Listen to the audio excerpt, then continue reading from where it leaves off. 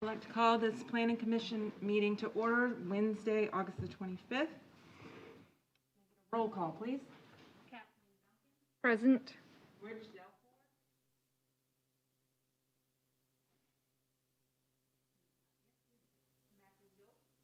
Here. Here. Here.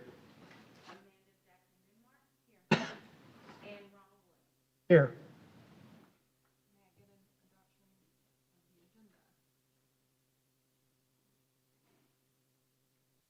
So moved. Second.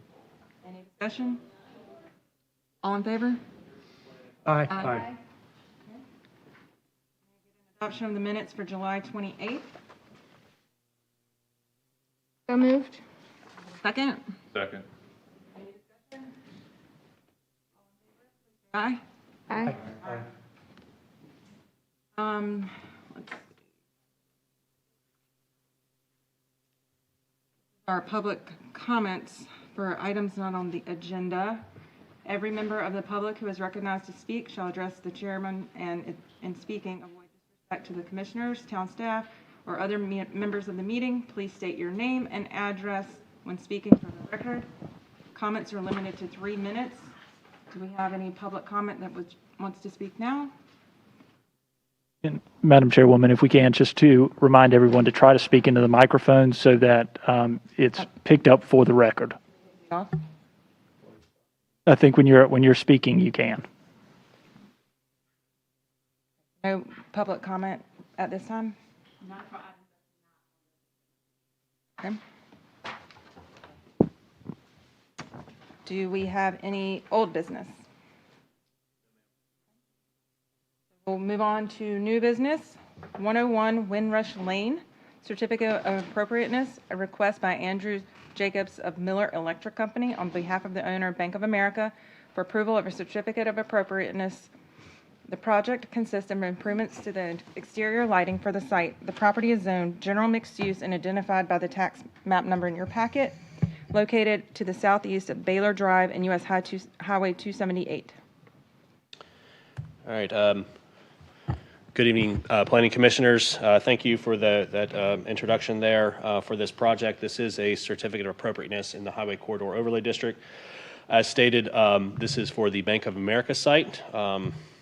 You can see that located here on this parcel location map here. This is the Publix shopping center that's on 278 in the corner of Buck Island Road. Just from an aerial standpoint, you can see here again, it's located up in the northwest corner of the development. Again, another location here. You can just see the buffer that's along the road, both 278 as well as Baylor Drive. This property is located in the general mixed-use zoning district as regulated by the Unified Development Ordinance, and again is in that Highway Corridor Overlay District. I brought a copy of the site plan here. This was provided in your packet. These are locations of existing light poles as well as a few additional light poles. From the scheduling standpoint, you can see there's approximately 1, 2, 3, I believe 3 new fixtures. One is a new pole, and it's just replacing the lighting that's in the existing poles that are out there. Again, there's no change to the architecture or the landscaping on this site, so we're focused just on the lighting. In your packets, the photometric plans that were provided, you can see that they do show average foot candles with maximums upwards of 31 foot candles. Again, photometric plans provided in your packet. I'm just going to go through this quickly, and then that way if you have questions, I'm available to answer them as well as the applicant. Again, the foot candles here specifically for the areas under the ATM, which is far exceeding the requirements that we do allow. And I'm going to go focus on the criteria to explain what the minimum that's allowed and the maximum. Again, you can just see some of these foot candles underneath this ATM where it's just enhanced in the image. Some of them ranging up to 38, 25, and into the 20s. This evening, you have the multiple review criteria that are in front of you on the screen as well as in your packet. Must be in conformance with applicable landscaping, lighting, and architectural provisions in Article 5 of the design standards. This is in the general mixed use, so it will be regulated by this. Additional criteria that we found, and I've tried to highlight it because it's a lot of text here. What's highlighted in yellow is what's allowed by code, so a minimum of 2 foot candles, average of 12, and a maximum of 20. We found that the plans show a minimum of 8.5, an average of 20, and a maximum of 40 approximately. As well as you can see that's for the canopy area, and then the commercial parking areas as well has larger than allowed foot candles for both of these areas. That the application must be in conformance with development agreement, PUD concept plan, master plan. It's not located within a PUD, therefore this review criteria is not necessary. And the application complies with all applicable requirements of the application's manual, and we've determined that it does meet those requirements. So this evening you have the action to approve as submitted, approve with conditions, or to deny the application as submitted by the applicant. If you so choose, the conditions that we have is that per sections 512.3D1 that the illumination levels of the canopy must be revised to meet the permitted levels. I will state that the applicant has provided documentations at 5 o'clock this afternoon that I've not had an opportunity to review, which does show the plans coming into compliance. However, since that has not been reviewed by staff, we would recommend that you would still provide these conditions, and then the next steps would be they would formally resubmit the application. We would review it for compliance and then be able to approve that. The applicant, Mr. Jacobs, is in the audience and is able to answer any questions you may have, and I'm happy to answer any questions you may have as well. Would the applicant like to speak? Very much, Kevin. Yeah. As he said, there was a revision in the photometric plan, which the revision is more compliant to the local standards. It was a design that was mitigated between GMR Design, who does a lot of handicap and illumination designs for Bank of America, Wells Fargo's, others, and with the local municipality here at the town of Bluffton, or city of Bluffton, excuse me. Town of Bluffton, sorry.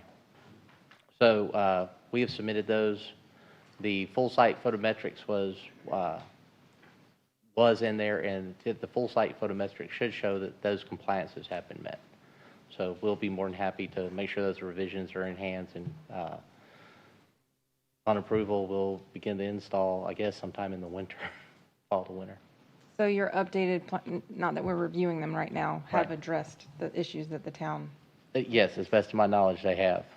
Those designers, lighting designers, have conversed with the town of Bluffton, and they're supposed to have done it previously, but they always lean toward what the bank wants first.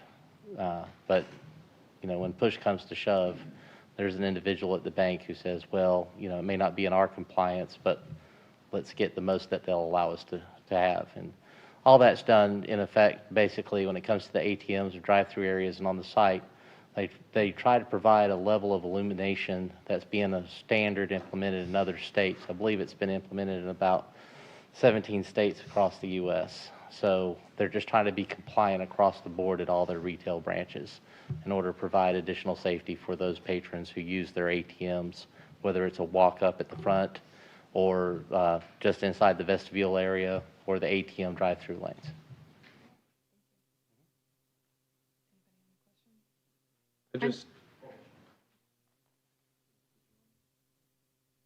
I just wanted to ask a clarifying question, Kevin.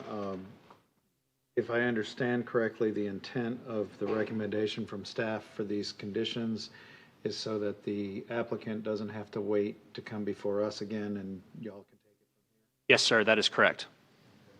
Follow-up question, and it may seem like a rabbit trail at first, but D.R. Horton's property out by the circle on 170 has those light poles that light up at night every night, lead over onto 170, and it looks like you're going through a very bright area. Was that done under these No, rules? they were not. That's beyond, Diff- well beyond different- this, because if this was the same light as that. Different code. Okay. Yep, different code. I just had one question to clarify. At some point you said more in compliance. Is it fully in compliance or is there some exception? I believe in under the design? canopy, when it comes to the ATMs, they work with the local authorities having jurisdiction, but they try to maximize that to its full potential under there, because but in a nutshell, what they try to do is eliminate anyone being able to hide themselves on the property within 75 feet of any direction of the ATM. That's the reason. That's the reason for it. So from what I understand, when I spoke with Josh Wagner of GMR1, the lighting designer, they had gone ahead and brought those levels down and worked with, I don't know if it was, I don't know who the particular person was they worked with in the town of Bluffton, but they made phone calls, made revisions, put the revision out to me and asked me to please submit it. I do know that I think the revisions were focusing more on the drive-through canopy area. The light poles, all the fixtures we use on light poles are full cutoff. So Mr. Wetmore's concern about light bleeding out, you know, they make sure that their lights are full cutoff, that they focus down to the ground. They understand the ordinance about bleeding over onto other property, especially out into streets. So we're definitely compliant as far as property lines go. Again, I believe the major concern was in that ATM area. I mean, drive-through area. Excuse me. Mr. Eichard, question for you. With the town reviewing this subsequent to our potential approval with conditions of meeting the UDO, would this town staff in any way allow greater than what the UDO allows in that? No. Okay.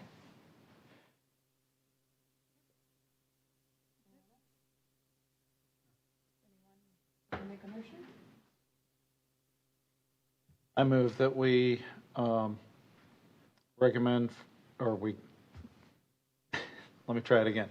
I move that we follow the staff's recommendations. Do I need to read the whole motion or just as presented? You can just say that move to adopt or approve the application with the conditions outlined in the staff report. I move to adopt the, or approve the application with the conditions outlined in the staff report. I think I got that. Second. Discussion. All in favor? Aye. Thank you you. for your time.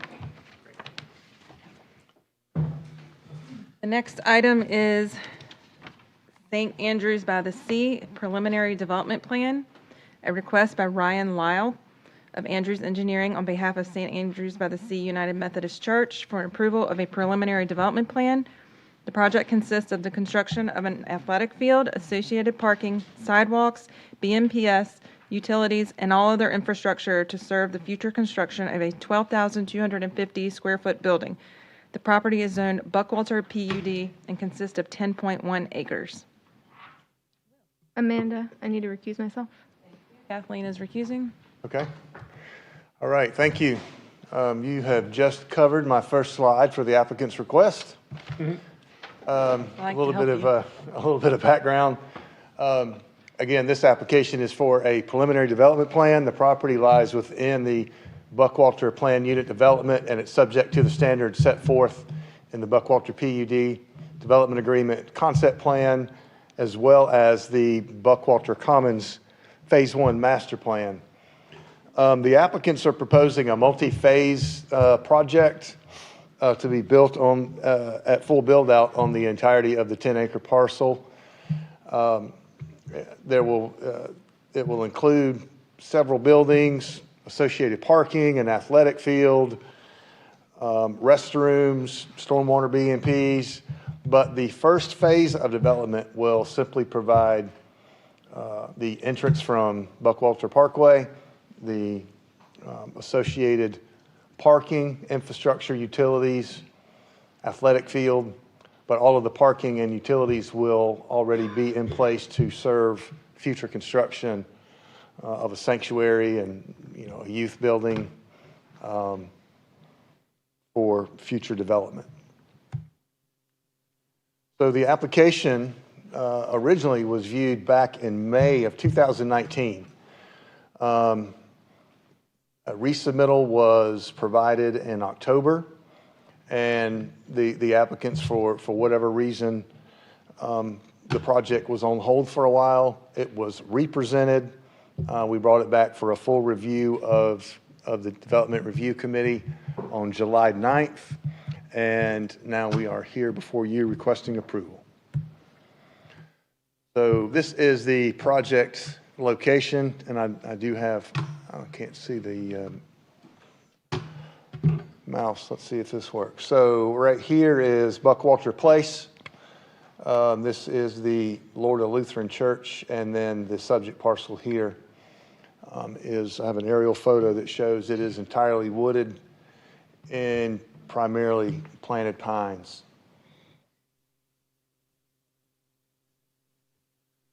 This is a site plan. As you can see, they're constructing the entrance and access road from Buckwalter Parkway, and all of this parking will serve the athletic field, as well as the first phase of, or the first building of future construction.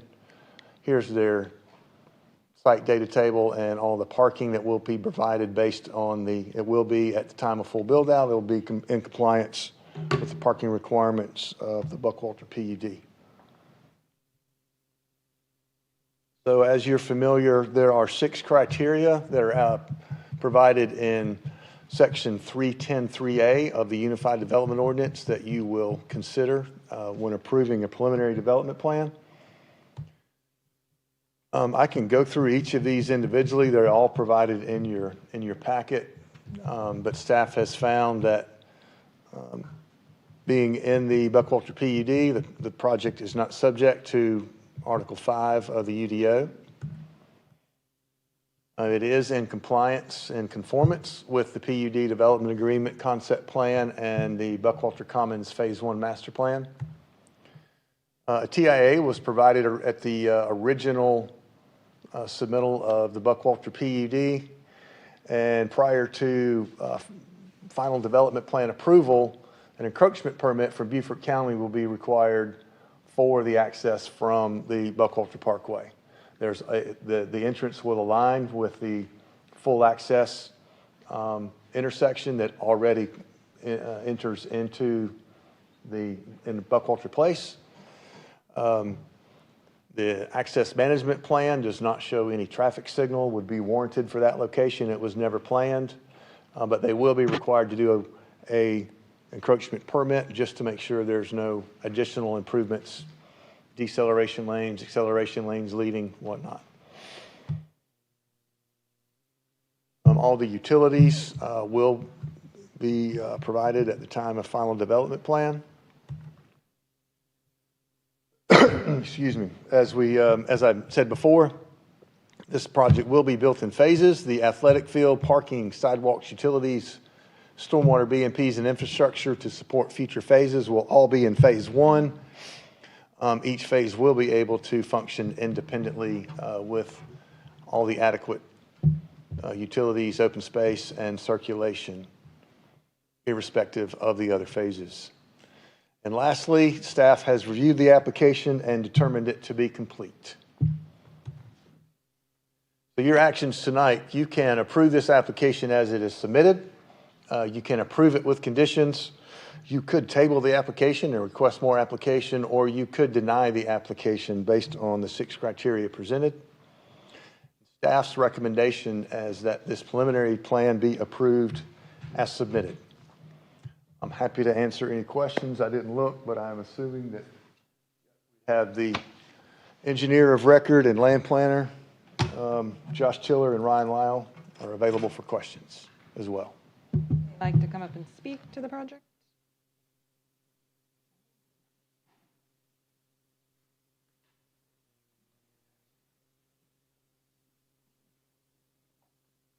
Good evening. Ryan Lyle, Andrews Engineering. We got Josh Tiller with. Josh Tiller, J.K. Tiller. Will set us up nicely with the narrative recommendation for approval, so we don't have much to add. Questions? Okay.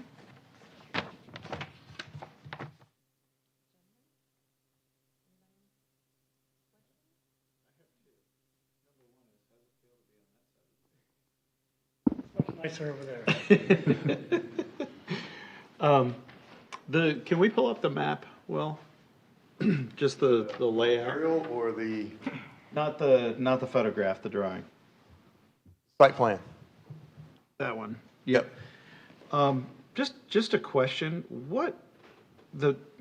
If you follow the road in past the parking over by the multipurpose, it dead ends at the property line.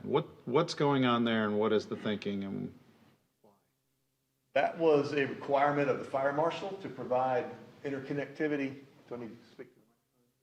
Yes. That was a requirement of the fire marshal to provide connectivity and secondary access from the Lutheran church. Is that what you're talking about here? yeah, Right here? yeah. So, yeah, that was required, and actually going back to the kind of the delay in their application, I believe it took a while to negotiate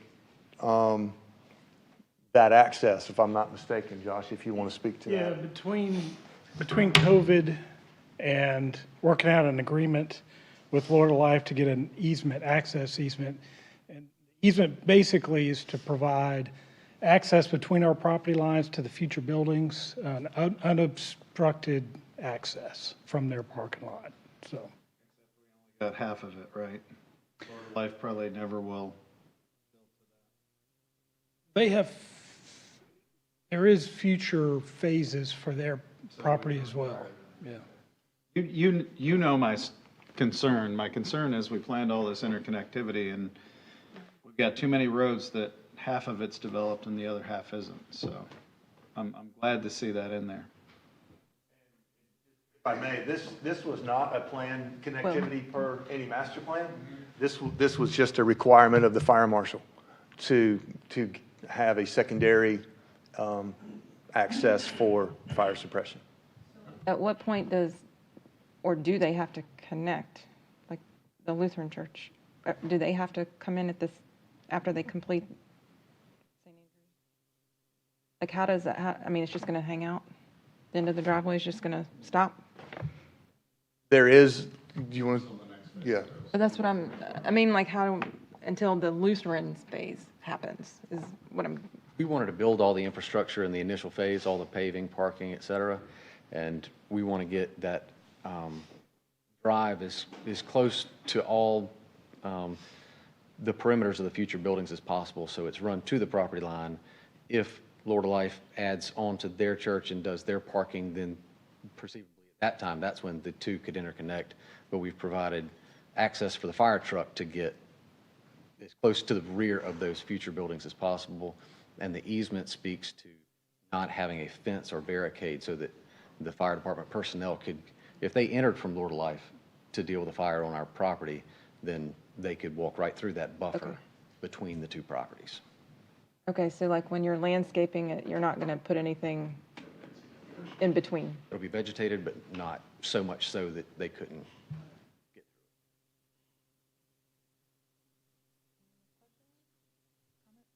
The athletic field going to be used at night? Is there any large-scale lighting going on in here?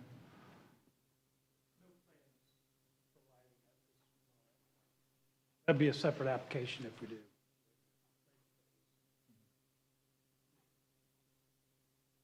Now, what about buffer requirements? Does that hold true for the rest of the corridor there? Because there's no existing tree survey or what that treatment's going to be. There's with that a, plan. there's an undisturbed buffer from the Buckwalter Parkway that will remain undisturbed. Okay. So it is 50 feet from the, measured from the right-of-way line. Looking at the grading plan, it looks like a lot of that buffer is going to be disturbed. I was just wondering if, for final, if DRC and the UDO administrator can take a better look at that to minimize disturbance to the buffer area. So there will be, are you talking about this area where the stormwater being No, is right stored? by the entry access. Right here? Yeah, and the little detention area.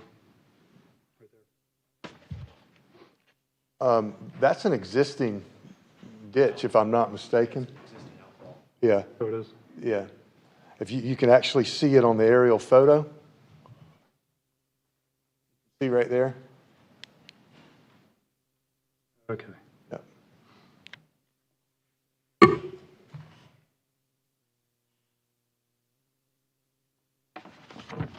You good?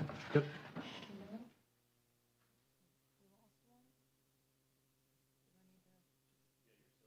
Okay, we're good. Then may I entertain a motion, please? I make a motion to approve the application as submitted. Okay. Any further discussion? All in favor? Aye. Aye. Thank you.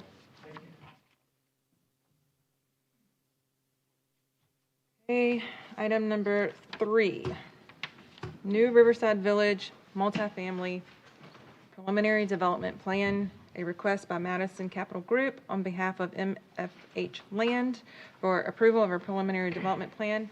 The project consists of the construction of 6 multifamily buildings with a total of 166 residential units, an amenity center, and associated parking and infrastructure. The property is zoned in New Riverside PUD and consists of approximately 7.5 acres. Will. Okay, thank you again.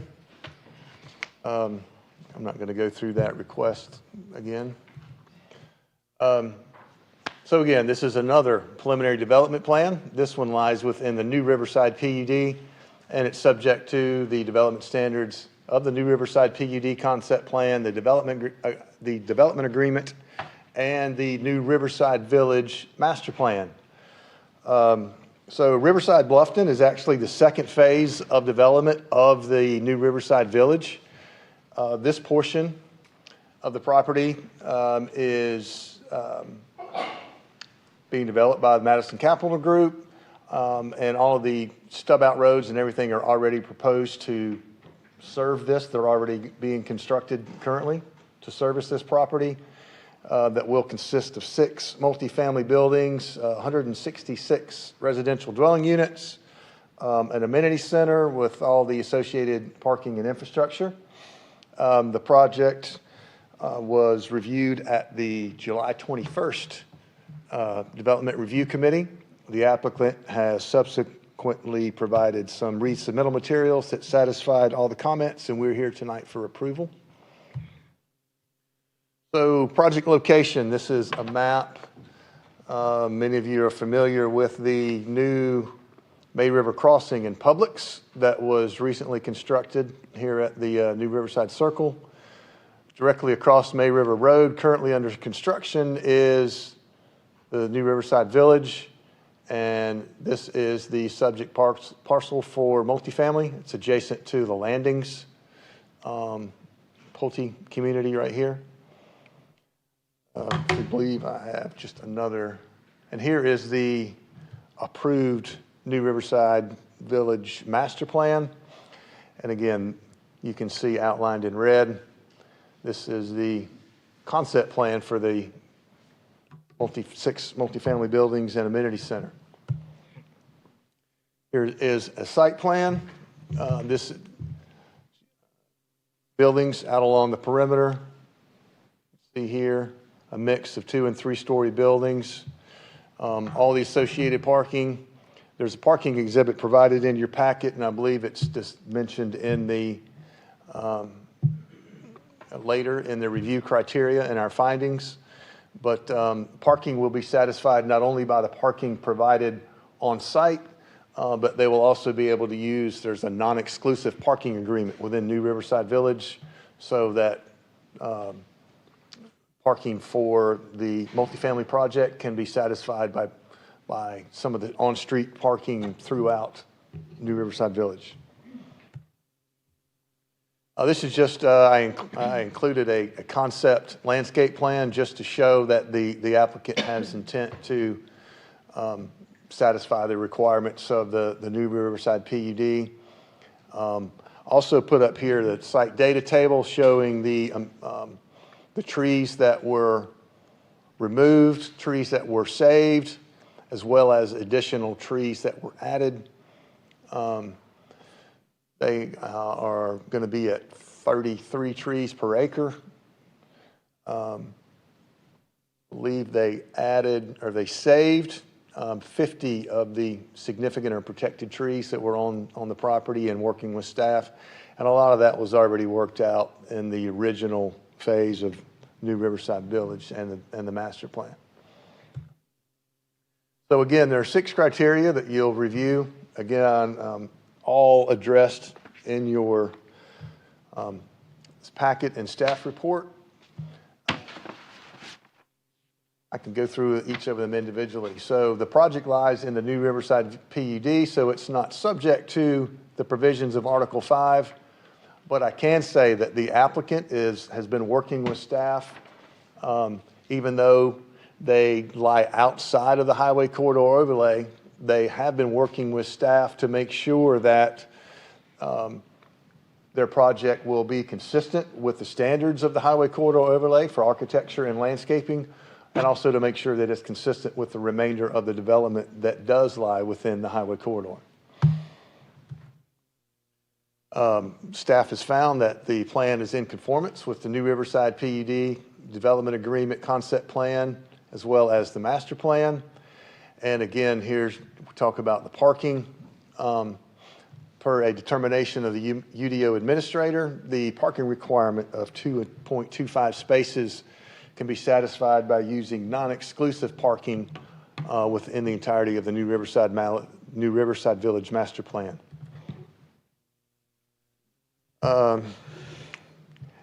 Again, a TIA was provided with the New Riverside PUD. Again, an updated TIA was provided at the time of New Riverside Village master plan approval. No additional improvements will be required for this project specifically, because those improvements were already addressed and will be constructed in association with the overall New Riverside Village development plan. All the utilities for connections for each parcel within the New Riverside Village will be provided. This project, the multifamily project, will be developed in a single phase, and staff has reviewed the application and it is determined to be complete.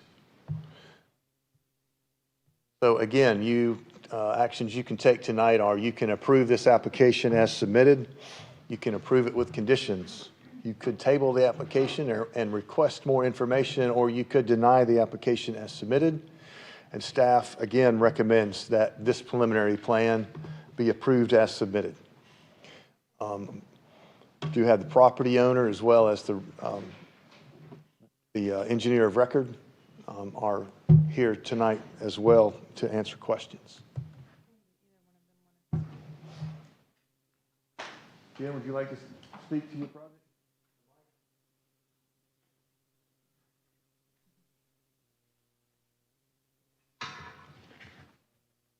I'd like to thank the commission today. We've worked diligently over the last several months with the town and the town staff.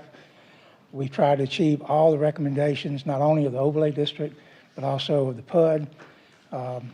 Keep in mind, this is also a project where one of the first, we're going to have some affordable housing in this project also. We agreed to early on. So we're excited about it, and we hope to start construction before long. This is also in conjunction with the town that we're developing the park in the middle of the town that we will be the public park, which we're putting in all the amenities, all the ponds, all the subsurface, and it will be dedicated and owned by the town. So, thank you. Good. Thank you. Start. Put up a site plan? Charlotte? Yeah, that's fine. Go back to the very first one you have. I'm going to ask, seeing as we have property owner and here, which we've seen you a couple of times, and I do appreciate the way the project's coming. It's looking good. The one right before that. Yes, okay. I'm going to get a little nitpicky because I was looking at this today and I was thinking, what if I lived in one of those houses on Rudder Run, just south of the project? And if you look at the layout for the apartment buildings and the parking lot and everything, the dumpster location is right across the property line from that third house. I would ask, and I don't know, commission may see fit to make it a requirement, but I would ask that that dumpster location be moved either to the bump out to the right, the left of it, or the bump out to the left. So if you go to the site map. Where the 3-story building is? Yeah. So back one. So you see, Will, I don't know if you can highlight where it is now.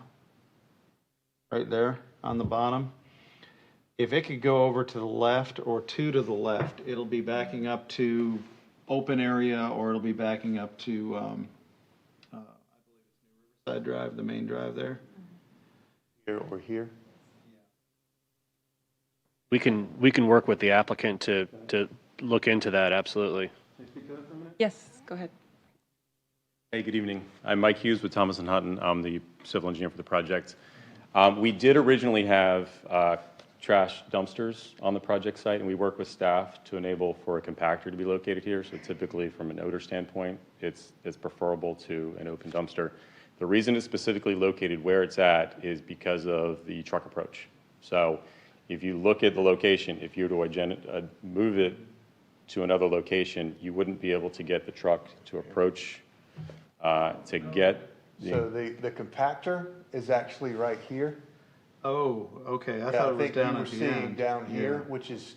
What are those? They're storage enclosures. It's storage So and not it's- dumpsters. There's not going to be any trash located in So that. here's the trash compactor. We Yes. work with them to kind of provide a drive-up, drop-off for trash rather than have dumpsters that we felt people would be very reluctant to open and throw their trash in. And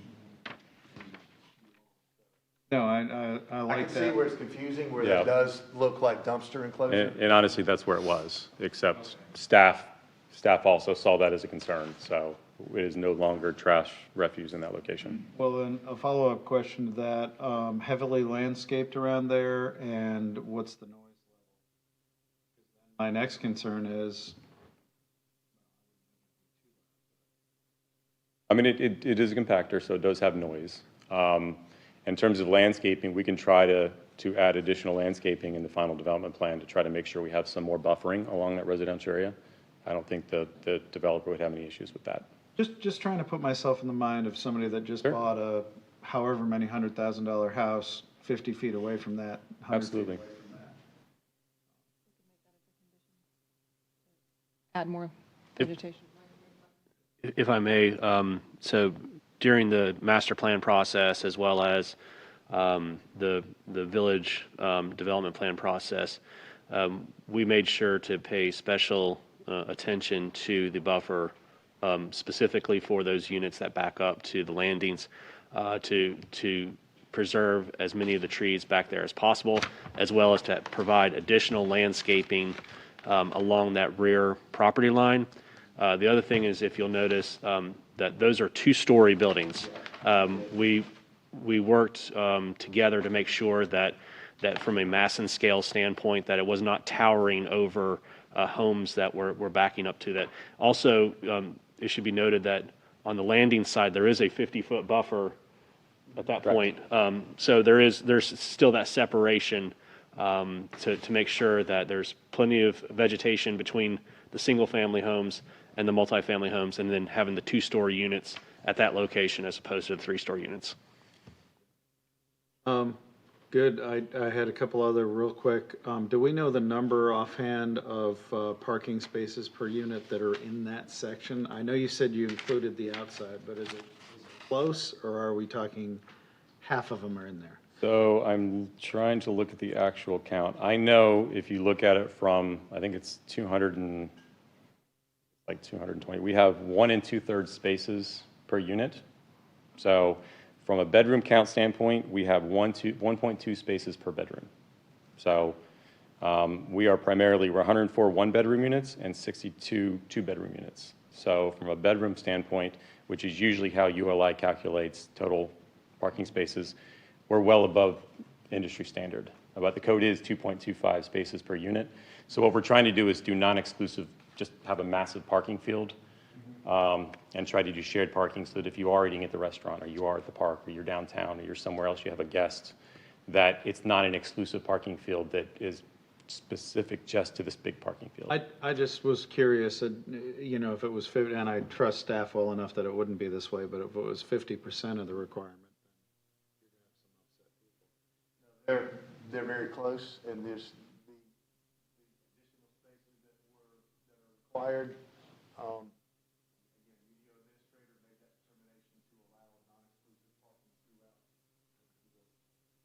And then I can't look at a project without asking about interconnectivity.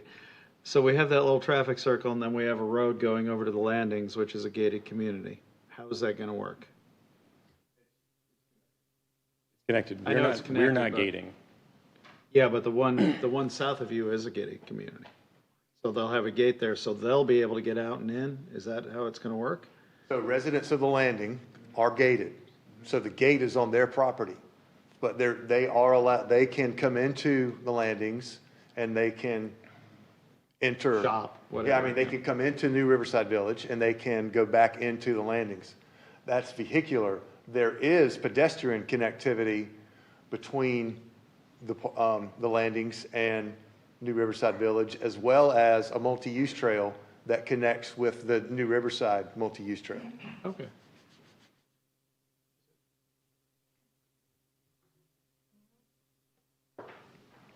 Can I assume the only trees, the location of the trees that are remaining on property are only within that buffer along, excuse me, along New Riverside?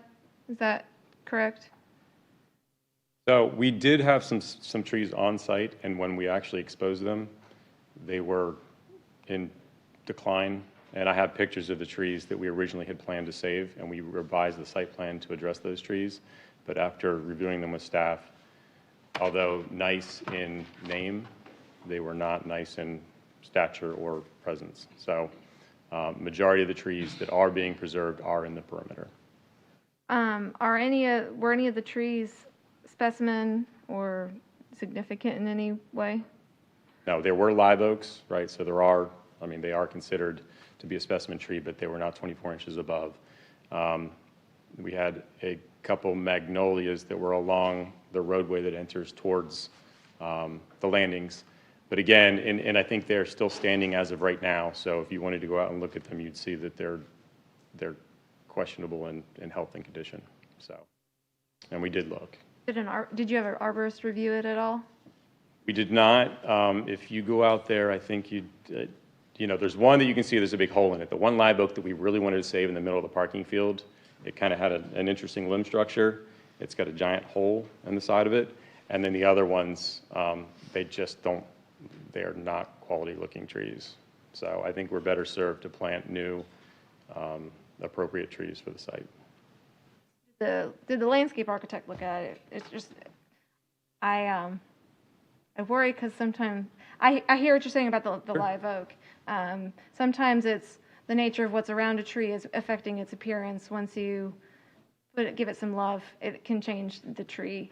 Sure. And so if somebody knew what they were looking at with that, they might see a potential that somebody else might not see. So that's why I'm asking. So the landscape architect didn't, as I'm aware, the landscape architect did not look at it. I did look at it at length. I reviewed it,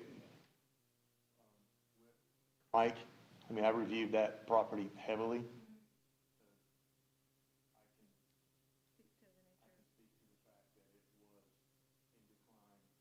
bond saving. And the site plan did work around them originally.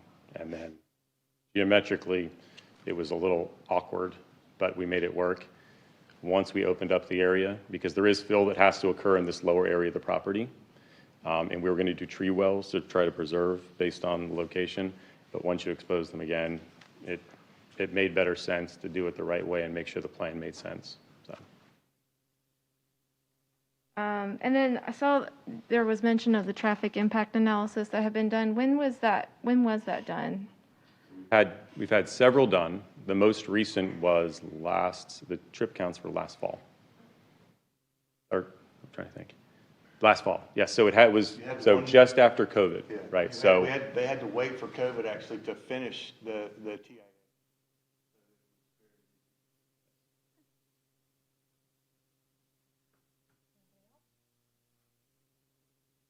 A motion? Move that we approve the application. Second? Second. Discussion? All those in favor? Aye. Thank you.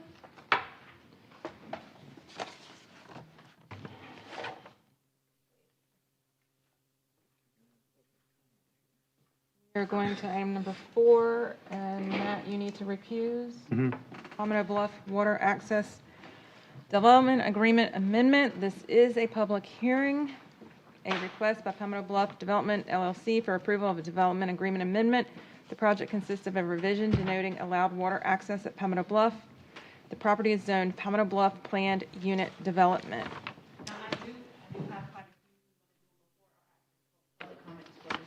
Would you prefer? And actually, the item underneath that, we'll be doing that. It's one staff report, so we'll be presenting both at the same time. At the same time? Okay. I think, let's just go ahead and get the public comment done, and then we can digest everything. Madam Chairman, my recommendation is actually wait. Wait, okay. And have the presentation. That way, any of the individuals that have, some of the Questions or concerns, something. maybe they'll be able to. Maybe they'll be answered. Yeah, Okay, be able that's to fine. answer some of the questions that they may have. All right, thank you. Good evening. Hi. Hi. So again, as you said, we're coming before the Planning Commission for public hearing and recommendation to Town Council for a proposed development agreement and concept plan amendment for Palmetto Bluff. So on March 23rd of this year, Palmetto Bluff Development submitted applications for the proposed amendments to the development agreement, the concept plan, and also there are declaration of covenants, conditions, and restrictions for Palmetto Bluff docks that the town has acknowledged, and that part will actually just go before Town Council and will include whatever the final agreement states, so everything is in line. This all came about because the applicant is starting the planning process for their next phases, which includes the expansion of the existing Big House water access point, which in the future will be commonly known as House Marina once it's complete. And so these requested amendments tie into that future planning and to clarify some of the definitions and the water access points that were originally anticipated and get everything in line. So I think we're all familiar with, the 21,000 acres annexed into the town, November 1998. In conjunction with that, you had a zoning map amendment, which again, approved by Town Council ordinance, and again with that development agreement, which then made up the Palmetto Bluff Development Agreement, Plan to Development Concept Plan that we know today. So the original agreement includes provisions for certain regulations for water access points permitted along the May River and the New River. The first type was identified as Community Access May River, which allowed for fishing and crabbing piers. Those were located along the northern border of the property. Second is identified as Type A, which allows construction, embarkment facilities, community docks, landing, courtesy docks, as well as one inland dry boat storage facility. Next is what they call Type B, which is a kayak launch dock, which allowed for a pier and a floating dock for canoes and kayaks. The fourth was identified as existing, which consisted of those docks and landings that were in place at the time of annexation and development agreement, and those are allowed to be expanded. So I apologize, I took this from the staff report, tried to make it as easy to read as possible. One of the big points is that, you know, as far as a private individual single-family docks, they're still prohibited, just like the original development agreement. Those community docks, the full definition, allowed up to 3, like I just discussed. And for the proposed revision, those are redefined as Type B water access points. And a few of those are actually located in between what we know as Wilson Village and the town dock by the chapel. Type A water access points. So the original agreement called for up to 3 water access points that can be constructed on the eastern and southerly boundaries of Palmetto Bluff. Then it goes on to talk about 2 of the accesses must be sited at the existing points at the lodge, which is next to the inn at Palmetto Bluff, and Big House, which is at the southerly portion of Palmetto Bluff. Again, dry stack facilities, they're permitted 1, and the fueling facilities not allowed.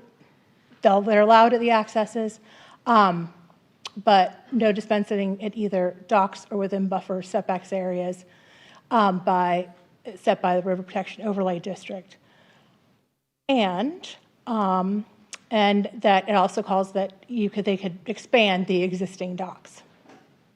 It also puts in there that there's one more kayak and canoe access point that would be located on the New River next to the managed forest tract.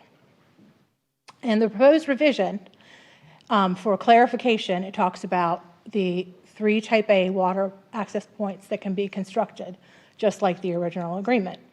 So this is to clarify, the water access points are in addition to a civic access point that Palmetto Bluff constructed and then donated to the town. Then you also have the existing, which were in place, again, at the time of the original agreement. There were 2 that were not included in the listing of the existing. And that would be Wilson Village and Moreland Landing. And again, the existing that were specified in the original agreement that included the Old Lodge and Big House. So that brings that number up to 4 of existing that they can expand. So with the amendment, there's also the request to allow for an additional dry stack storage. That will be located at the Big House Tract, future Anson Marina. Regarding the dockside fueling, the River Protection Overlay District, it allows for an exception to the restriction if that dock was in place when it comes in for permitting. Big House, it was in place and used as a commercial dock at time of annexation. So it's exempt from that restriction existence beforehand. So again, Type B, only 1 kayak and canoe access point that was on the New River. Those community access points that I talked about earlier on the northern, those are converted to kayak docks. So they're a total of 4, 3 on the eastern side, 1 still located on the New River. Existing water access points. Again, there were 2 that were unidentified, and so the proposed revision simply includes that Moreland Landing and Wilson as part of the existing. So, again, sorry, that was a repeat. Are they included or excluded? It wasn't specified whether they were included or excluded from the count, so in the proposed revision, it clarifies that it's excluded. The town dock, again, it's any stock donated to the town or any other governmental entity. And it's excluded. So, at the end of the day, the number of water access points allowed by type. You have the community dock May River, there were 3. Type A, new, there were 3. Type B, 1. Existing, 2. The town was not identified because that came after the original agreement. So with the proposed revision, you have Type A, 3, Type B, there'll be 4. Existing, again, 4, and accounting for the town as 1. Again, 1 dry stack boat storage facility. The proposed amendment shows 2. As we talked about, as I mentioned earlier, that they would like to do the dockside fueling at Big House, which would be exempt. There was also a second amendment to the Palmetto Bluff Development Agreement, which provided for certain restrictions on that expansion of the water access point at Big House. It restricts the number of slips at Big House to 10% of the cumulative approved total dwelling units. There's currently 4,000 allowed, so ultimately they would be allowed to have 400 slips. The first phase is limited to 50 slips.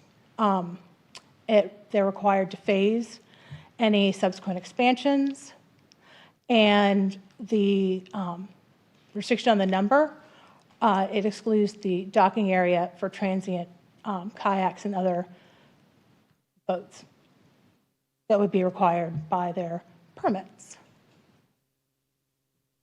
And so for the second amendment, it's clarifying that the 10% restriction applies to in-water slips, and that the restriction doesn't apply to landward storage facilities that are dry stack.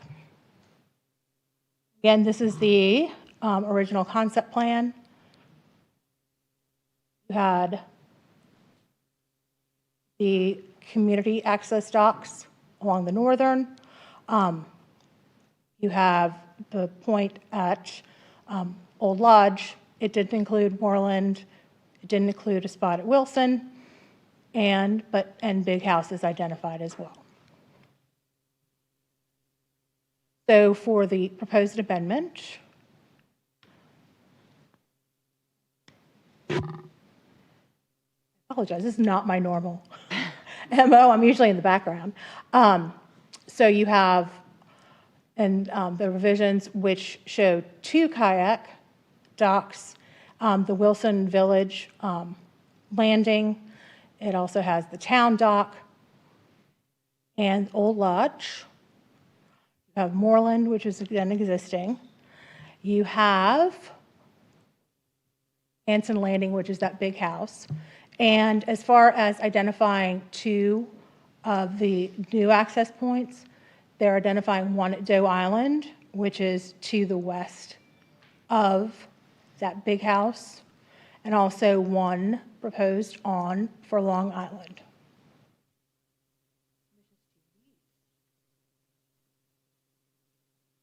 So review criteria for an amendment.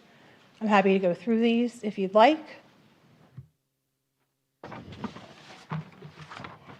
Or we can come and revisit after public comment, whatever you'd like to do. Go ahead and go through the review criteria, and then we're going to discuss it, and then we can do public comment. So talks about that it must be consistent with the comprehensive plan and land development regulations. It's a planned unit development. As you can see when we went through the criteria table, that really we're just clarifying those points that weren't specified in the original agreement, just to get everything in order, the house in order, as well as identify the town dock, allow for the second dry stack facility. So for a concept plan amendment, motion consistency with the land use goals, environmental objectives, overall intent.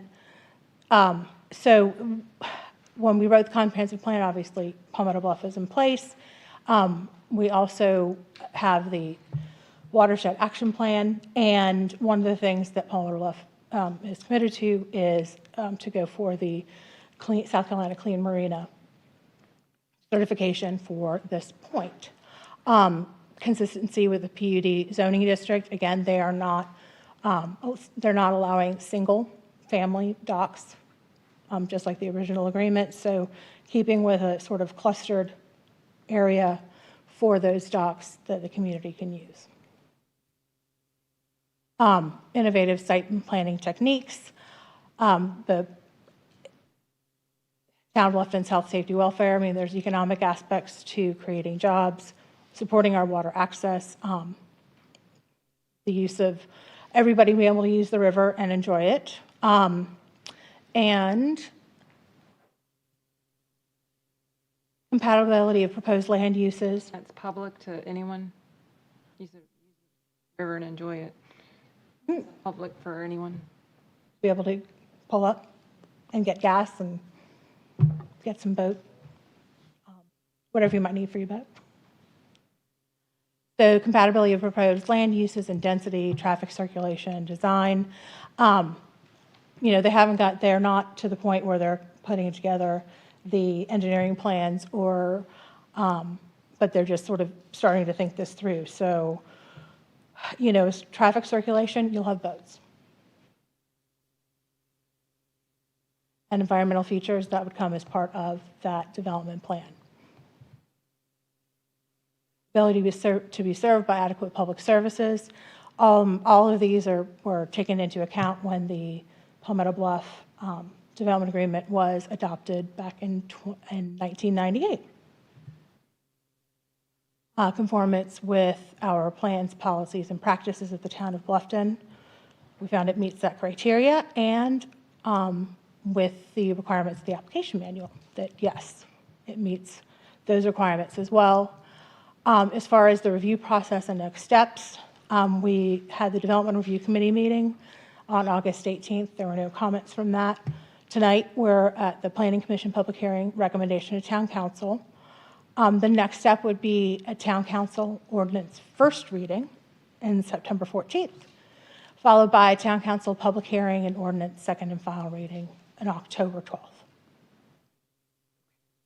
Any questions? All right, so do we want to go ahead and discuss a little bit before we get into public? Madam Chairwoman, perhaps before we get into public comment, it might be beneficial as well to hear from the applicant Okay. so that the applicant can respond to staff's comments. Mike, are you the applicant again?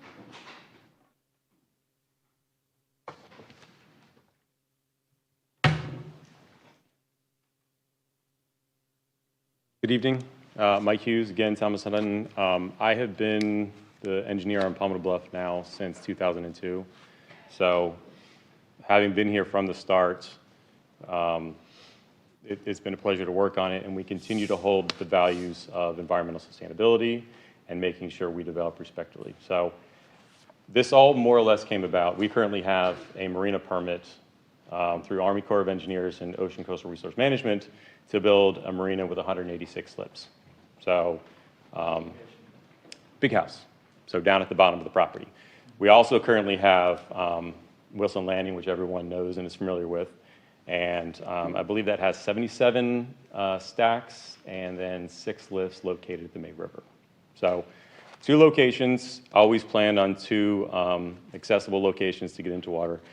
Again, as it was said, we have 0 private docks. That was a commitment that was made early on in terms of water quality, right? Our river protection overlay district was expanded for all development from 50 feet out to an average of 80, or an average of 100, but a minimum of 80 feet. So again, we continue to hold all those values in place. And as it relates to Big House, we do have challenges if you have a marina to be able to have boats in the water that have no ability to get fuel.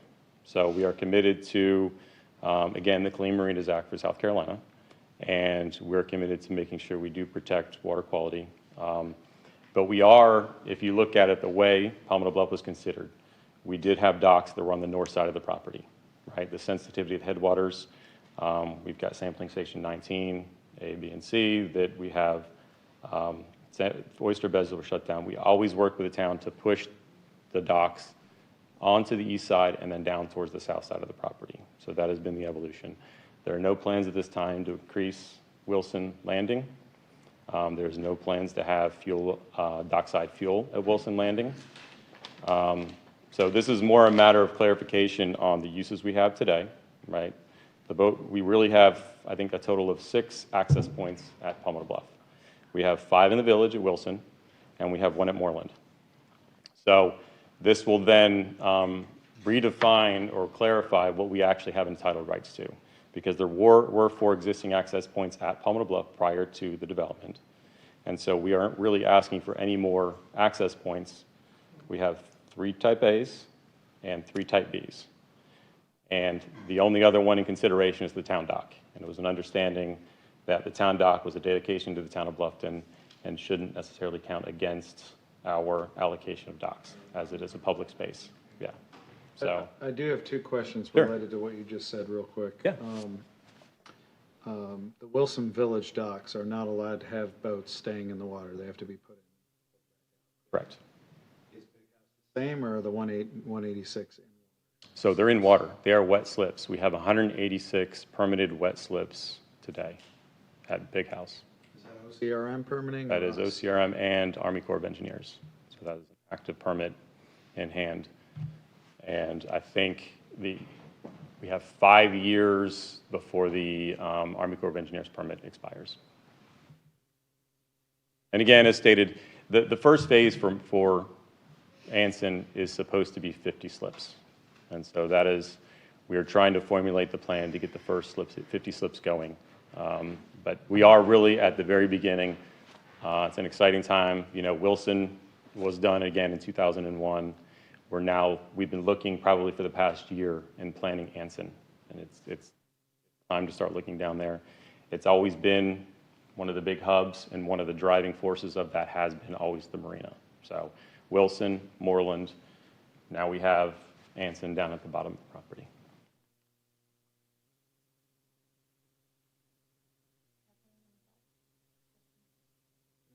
Right now, later. Anybody else wants to go first? I don't know what yet.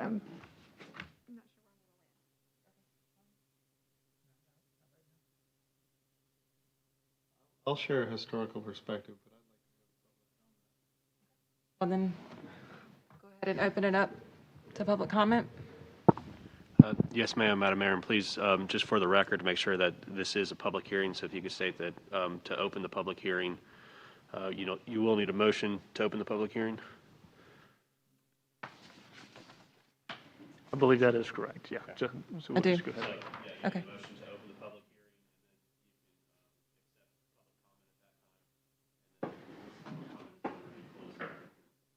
Okay, when I do my motion, then is that after that's just to open it? Yes, ma'am. So just entertain a motion to open this up for public hearing, and then as soon as all the public comment is finished, that's how you just close it off. Okay. Well, I move we open for public. okay, and I need to get a second on that? Second. And then do we have any discussion on that? Okay, well, we're ready for public comment? You need a vote as well. Oh, excuse me. Sorry. May I have a vote? All in favor? Aye. Okay, now, we're ready for public comment? Yes, ma'am. It is Okay. now open for the public hearing.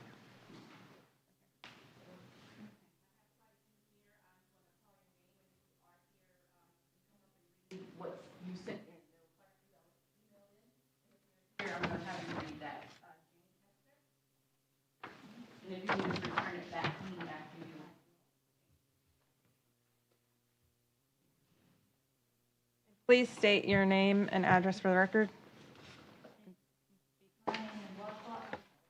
Your name and address for the record, and speak into the microphone. My name is Jane Hester. My address is 8 Palmetto Beach Drive, Bluffton, South Carolina. Okay, and I'm going to read what I wrote, I hope. Okay, 20 years ago, the then owners of Palmetto Bluff and the town of Bluffton committed to a development agreement that greatly protected the May River. The present owners, with what appears to be planning approval, wish to greatly enlarge the impact of Palmetto Bluff on the estuary. This includes now adding new community docks, kayak docks, and landings. Additionally, docks that were not present. I've lived here a long time, and there were no docks there that they now are calling existing docks. Will seem to be counted in the total of docks that were already there. Expansion of existing docks, with the exception of Wilson's Landing, is planned. Sad to say, but more boats, particularly more motorcraft, mean more impact on the estuary. Perhaps so the worst is Big House, or so-called Anson Marina area, with fuel over water. Phase 1 asked for 50 slips and new unlimited dry dock storage. OCRM reports that a slip is 25 feet in length. This would be over 600 feet, so apparently we got even more than that, and space for transients. But at peak, the development of 4,000 units are approved for Palmetto Bluff Tract. At the requested rate of enough dock to accommodate 10%, units would allow 10,000 slip feet, or 1 mile of docks up there. 1 mile of docks. How could this possibly be a good thing for the environment? Approving these requests seemed to be a huge step backward rather than forward for life on the May River and quality of water for both the New and the May Rivers. My 50 years of boating on the May River, there have been many changes. Sadly, few of them have improved life on the May River. We still have a relatively clean and beautiful estuary. Let's not kill the goose that laid the golden eggs. I respectfully request that the amendments are denied.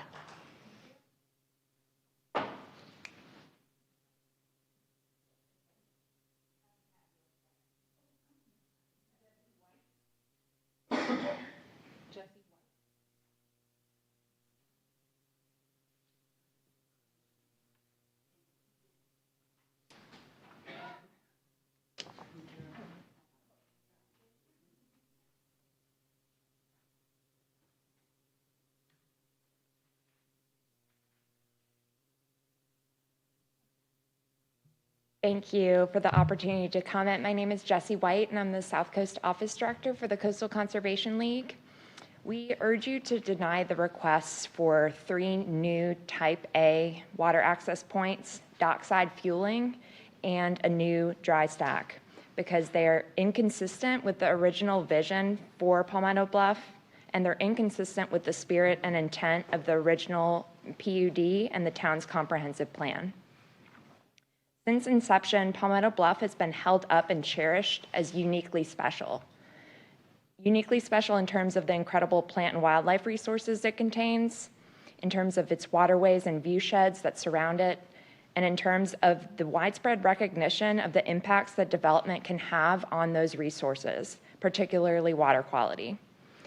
Everybody agreed that the development must be carefully undertaken with keen sensitivity to protect the environment, and it's those core values that have created and kept Palmetto Bluff as such a desirable and valuable place to live and enjoy. Now, with new ownership under South Street Partners, they're seeking to significantly change the intensity of allowable water uses. These changes are a clear departure from the original vision and indicate plans to build on and near some of the most environmentally significant areas of Doughboy and Long Islands. The original PUD provides for a high-quality, environmentally sensitive community. Increased water use density does not meet that goal. Rather, it seeks to transform the southern part of the property into something that will more closely resemble Skull Creek on Hilton Head Island, and that's simply not the type of community that the original development plans contemplated. Water quality is a primary concern identified in the comprehensive plan, and those concerns only continue to grow. We know that increased impervious surfaces means increased stormwater runoff and diminished water quality. In and of themselves, the Type A water access facilities can degrade water quality, especially when you add dockside fueling. However, an even greater risk is the development that's likely to follow.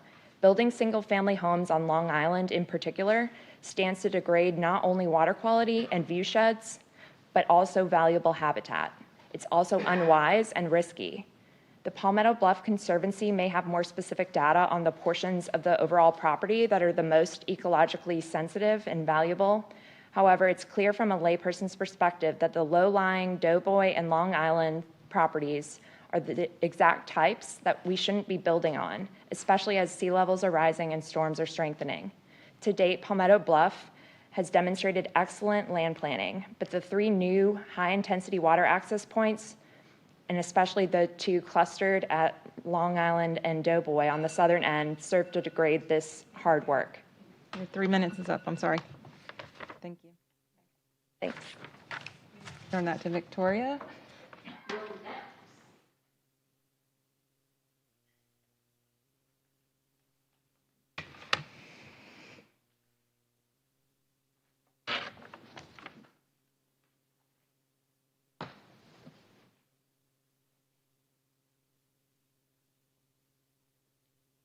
I have a few comments here. Please state your name and address for the William record. Epps, 30 Myrtle Island Circle, Bluffton, 29910. Thank you. Just to bring up a few points here, I don't think it makes much difference what I have to say in the scheme of things. I'm sure these docks were already planned and so forth, but anyway. The waterways out there are very fragile. They have wildlife on them, birds, dolphins, and I don't know how many of you are, other than going to the sandbar, are very familiar with the backwaters. But you lose 5 different places where boaters, 30% of which have had any training whatsoever on those waterways. You've got erosion from the boat wakes, you've got the noise, and I dare say, no matter what boat you own, and I've owned boats for 40 years, there's going to be pollution. Especially if you start gassing them up at the docks, there's definitely going to be pollution. And then you've got people paddling kayaks down those, half of which probably don't know what they're doing, and they're probably going to get into trouble sooner or later. And that's an awful lot of wear and tear on our waterways. Most people, other than going up and down the May River, probably don't get back in those small waters, but they are very pretty. And I think the relaxing values of those and the water life exposure probably will be in significant part lost. I don't know if that matters to too many of you or not, but it matters to some of us. I can also tell you that a marina makes noise. We live about 200 yards across the river from Palmetto Bluff on Myrtle Island. And if any of you want to come over there on a weekend and listen to the racket that emanates out of that place till 10 o'clock at night, you're welcome to. You can even hear the music in the bathroom in the house. So I don't think it's going to be really an environmentally conducive design. I think and I don't know why you need 2 kayak docks. Kayaks get plunked in the water, the people get in it, and off they go. So I'd question that business too. And I haven't seen any figures here on how big the docks are. And last but not least, our friends at Palmetto Bluff have had in a long time plans a 15 or 150 slip marina on the New River. Now, what's going on with that? Is that still planned, or is that something we're going to pop up in a little while about that? But I've seen the pictures of it, I've seen the layout of it, and where this stands, I don't know. But that's just about all the New River would need is a 150 slip marina. That would be the end of that nice waterway too. So I would appeal to the commission here that some limitation and common sense should really be used here. They can give you throw you a little scrap and say, we'll make this, open to the community. But I don't know if that's going to make much difference.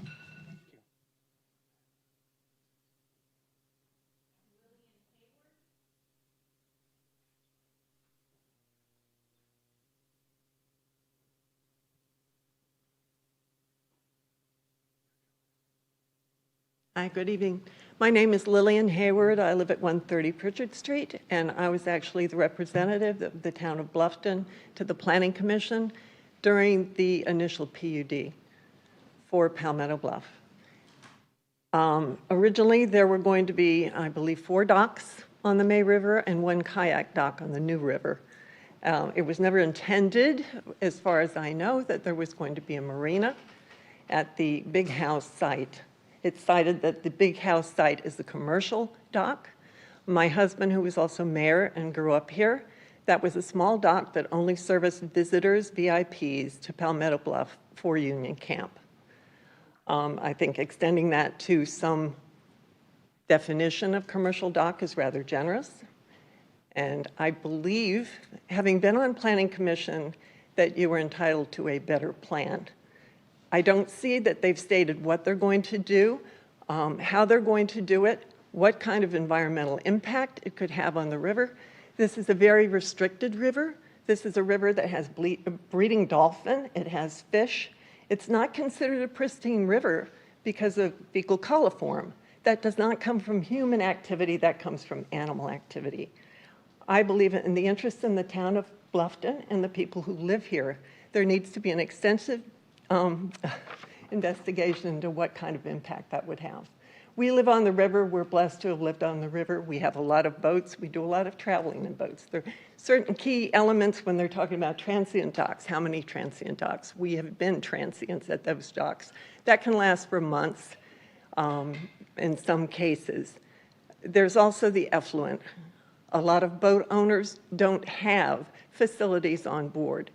They will be using questionable uses for their effluent. That should be addressed. I saw on the plan that they did include the Clean Marina brochure. Very nice brochure. I admire that the state has done that. But we need to see what the impact will be to us, in this case, for a place that has never had the degree of impact they're intending to use here. Thank you.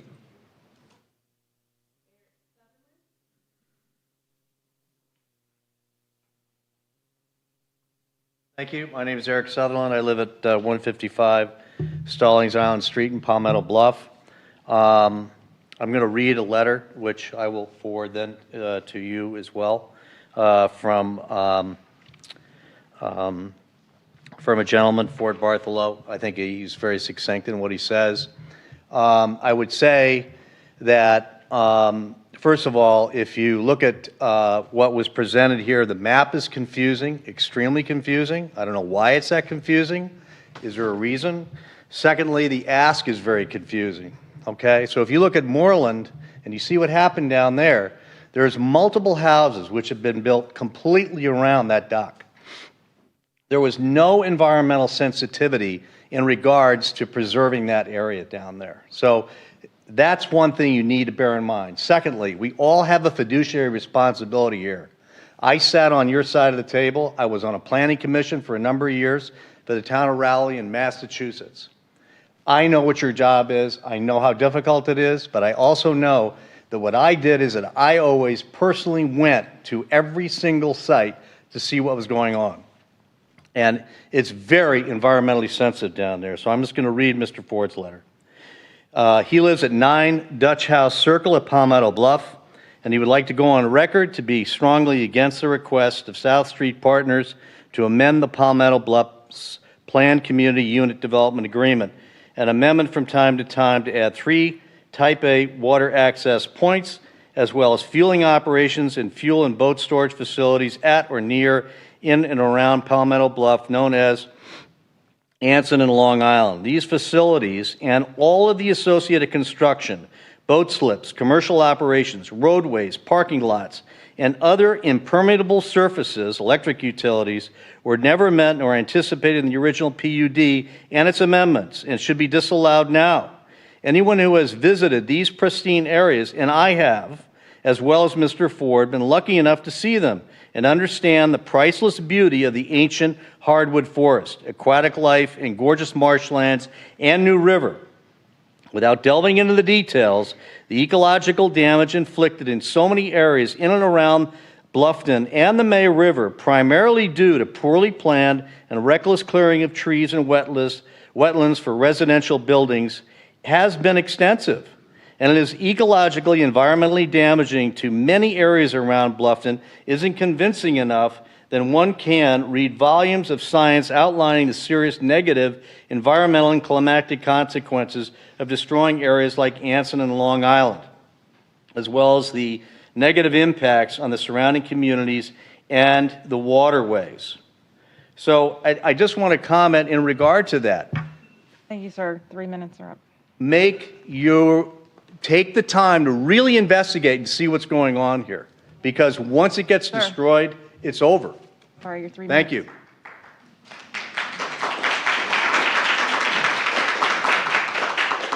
Rob O'Keefe.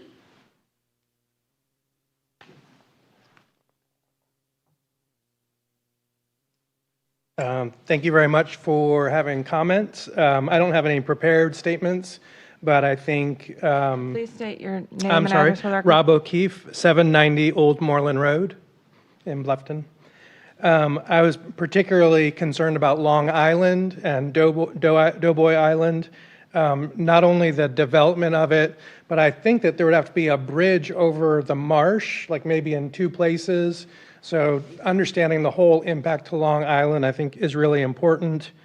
I understood that Long Island hosts some unique species, just the way that's configured and the amount of just the way that island is configured relative to the main part of the land, that it's a very special ecosystem. And also just putting stuff on Long Island changes the visual environment of it. So I live in Palmetto Bluff, and I understand there's still growth happening, but it has to be done in the right way. Thank you.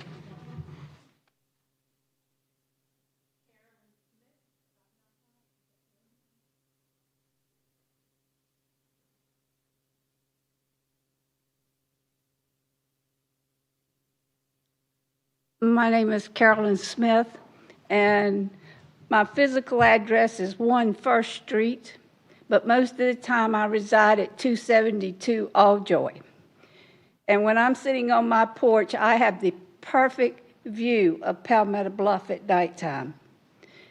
And during the daytime, I have a perfect view of all the traffic on the May River.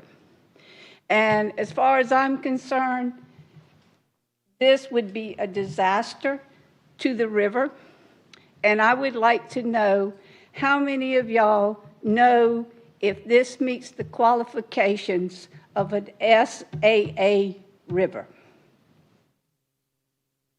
Don't answer. Don't answer. You just keep. I know, speaking. but that's what I want you to think about. I want you to know, does this meet the qualifications of an SAA river? Thank you. Thank you.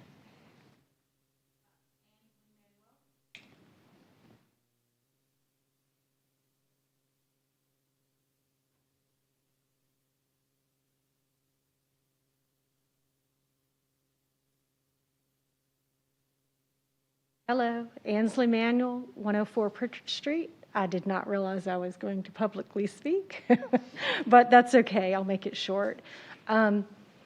I think it's critical that we really spend some time investigating what's being proposed. Let the community, I mean, we kind of all just got taken by surprise a couple of weeks ago when we saw the public notice in the paper. We have no plans, so I think it's kind of confusing to see all these things, because at the end of the day, I'm saying, what are they asking for? And is it how many more docks? How many more boat slips? Absolutely against any kind of fuel dispensary and anything that's a marina. That's it. I just think we need more time to study what's being proposed. Thank you.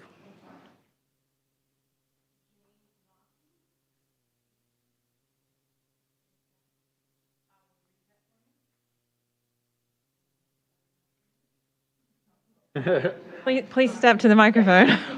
Please state his name and address. Yeah. All right, James Lawton, 52 Oyster Street. The revisions to the Palmetto Bluff Consent Plan, specifically those amendments in Section 2.B.4b regarding Type A water access points and fuel over water fuel sales, should not be allowed at the Big House Tract or any other commercial acreage for Palmetto Bluff PUD. Palmetto Bluff is ground zero to the May River and surrounding rivers and watersheds. There is no other development in Beaufort County where its location so impacts outstanding resource waters that we all cherish. Why would we add more access and place fueling docks when our professed aim is to protect and restore these watersheds? I call on the Planning Commission and the May River Watershed Action Plan Advisory Committee to reject this amendment. Thank you. And we did have one more.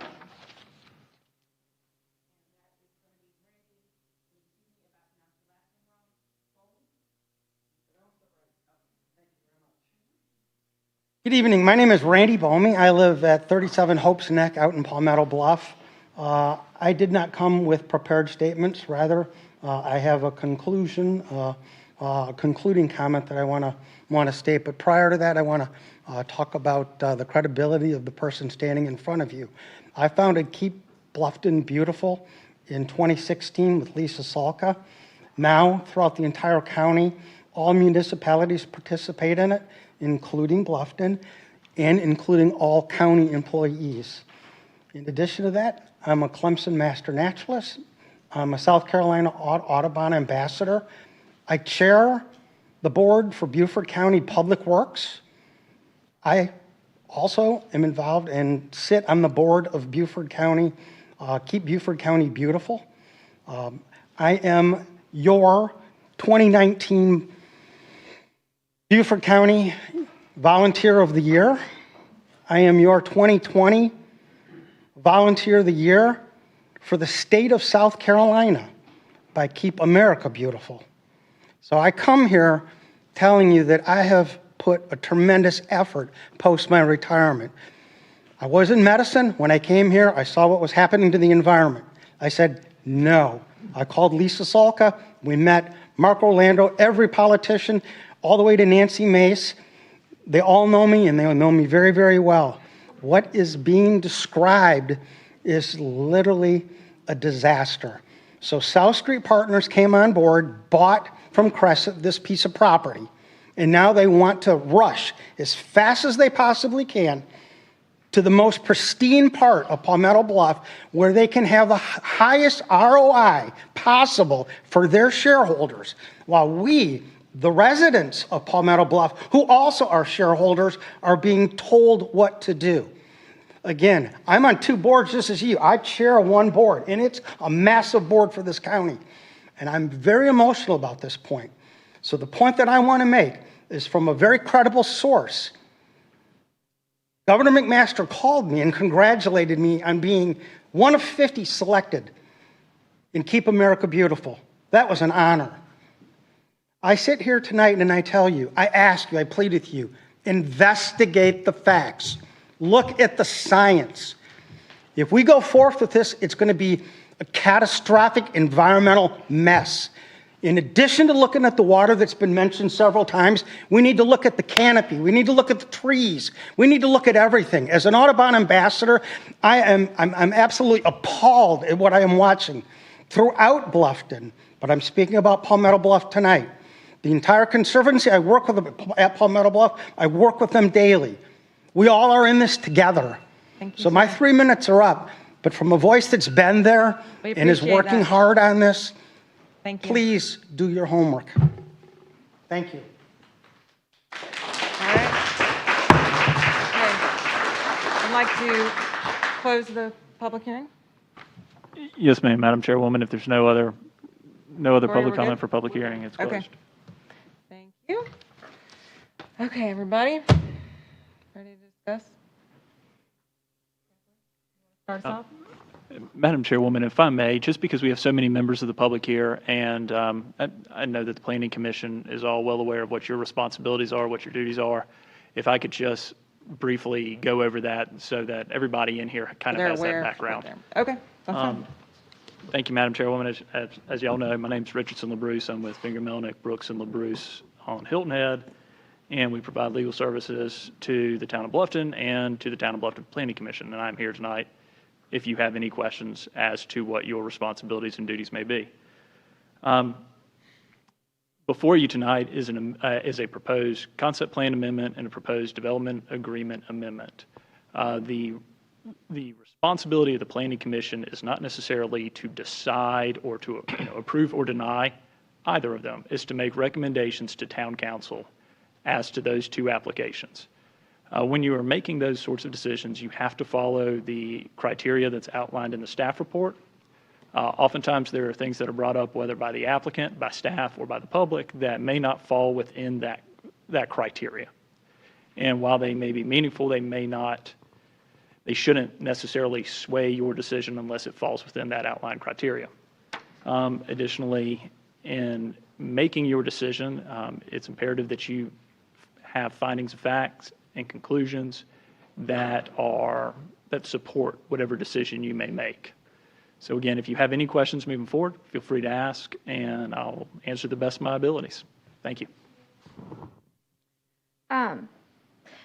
There were several public comments that I echo. One in particular that Mr. Sutherland had to say is the map is confusing and the ask is also confusing. What I think might be helpful, at least to me, as I was even going through all of these documents, which was extensive, I kept wanting to say, just talk to me like I'm a 5-year-old, because while I still think that I have some knowledge and understanding of what's going on, there's a lot of verbiage specific to that is defined in here, and you've got to cross-reference.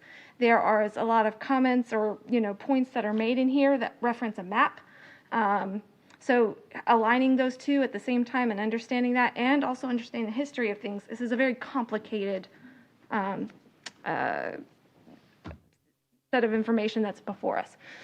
So when I thought about this, the way that I thought about might be helpful to approach is if you can bring up that original conceptual master plan and talk about what is no longer effective about that, and then bring up the new one to say, this is existing, this is what we're adding to it, this is a new thing that doesn't exist, just so that I'm clear about what is happening where. That would be helpful to me. And then the other question that I have, which is a separate thing, and maybe I should wait to ask it, but that exemption that you speak of associated with the big house, if somebody could find, is there documentation somewhere within this 323-page document that points to where it outlines and defines that exemption? It should be in there, but I can pull that up as well. That'd be great. You can start with the map and then go to the exemption, or the other way around. I don't care. Yeah, I think it's going to be helpful. I'm in agreement with Kathleen as far as the map and with all the information we've given, it's been a little confusing and cross-referencing. So if you can maybe just dumb it down for us a little bit and point out what places are there, exempt, what's new, what's proposed, and maybe like the time frame a little bit of when that might have happened. And how some of that stuff, because there's 4 existing docks and there's 2 that were in the development agreement. How did we get to the 4? I got a lot of questions. And I'll try to let you do all the talking, then ask my questions. Can I make call on my? Hi. Hi. I didn't know if you wanted.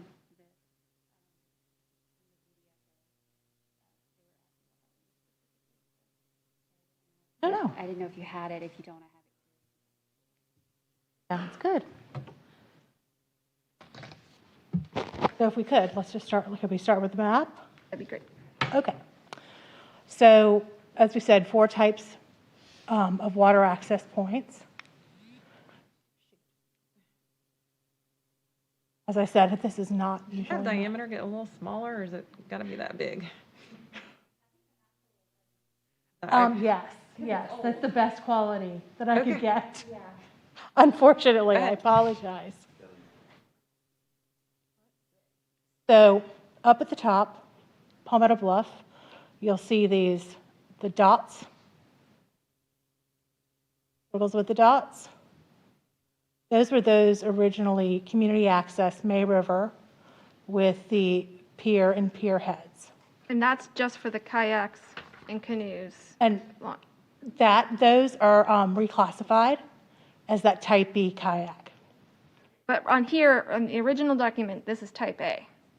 This is community access May River. Okay, thank you.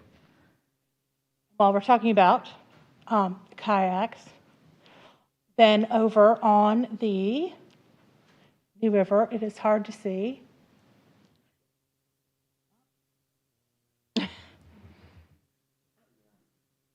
Thank you.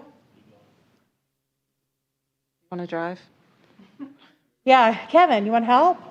Why don't you drive and she can talk? Maybe that'll be helpful. Usually how it goes in my neighborhood. So. Okay, good, you did too. Okay. Actually, I was going to go to the point on the New River where there's the kayak.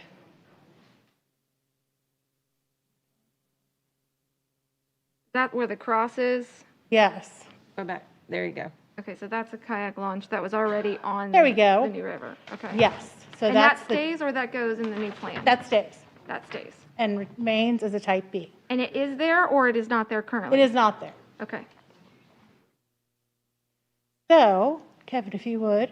And those three community access along May River, those are there or those are not there? Those are not there. And those are not on the proposed plan, is that correct? They have been reclassified as kayak. So they are still there, they've just been reclassified? They're not in that location anymore. Okay.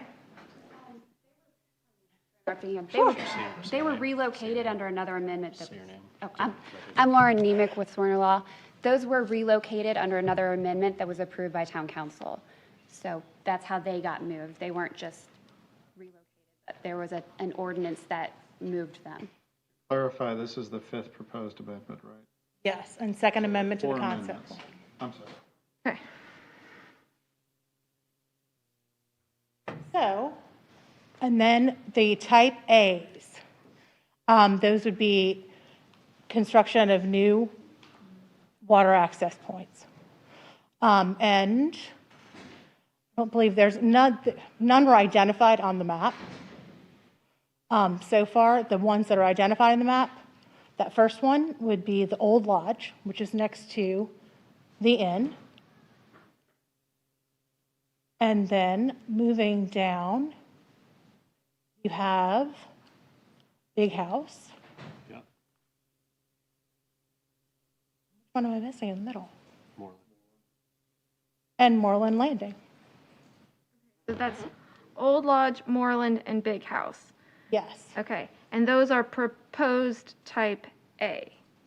Those are existing. They were in place at the time of the development agreement. Okay, all three of those locations had existing docks of some kind at the time of the development agreement? Yes.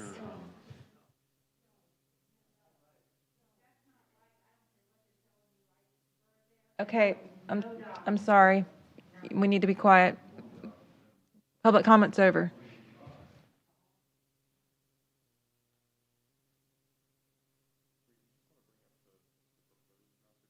Sure. Mike, do you want to help clarify? Yeah, let's something? let Mike jump in. Let's let Mike Because in. I am more the detail. That's fine. Mike, if you want to help clarify what's Sure, and I there, think- not there. Sure, I think the simplest way to review it, right, is what's out there today, right? So as you work from north to south, again, if we go back all the way to 1998 and 2001, there were docks up in the headwaters of the New River. They've all been relocated, and what we have are, you've got Wilson Point Dock, which is the first kayak dock.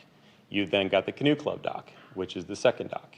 You've got Wilson Landing, which is where the dry stack is. The next one is where the town dock is located.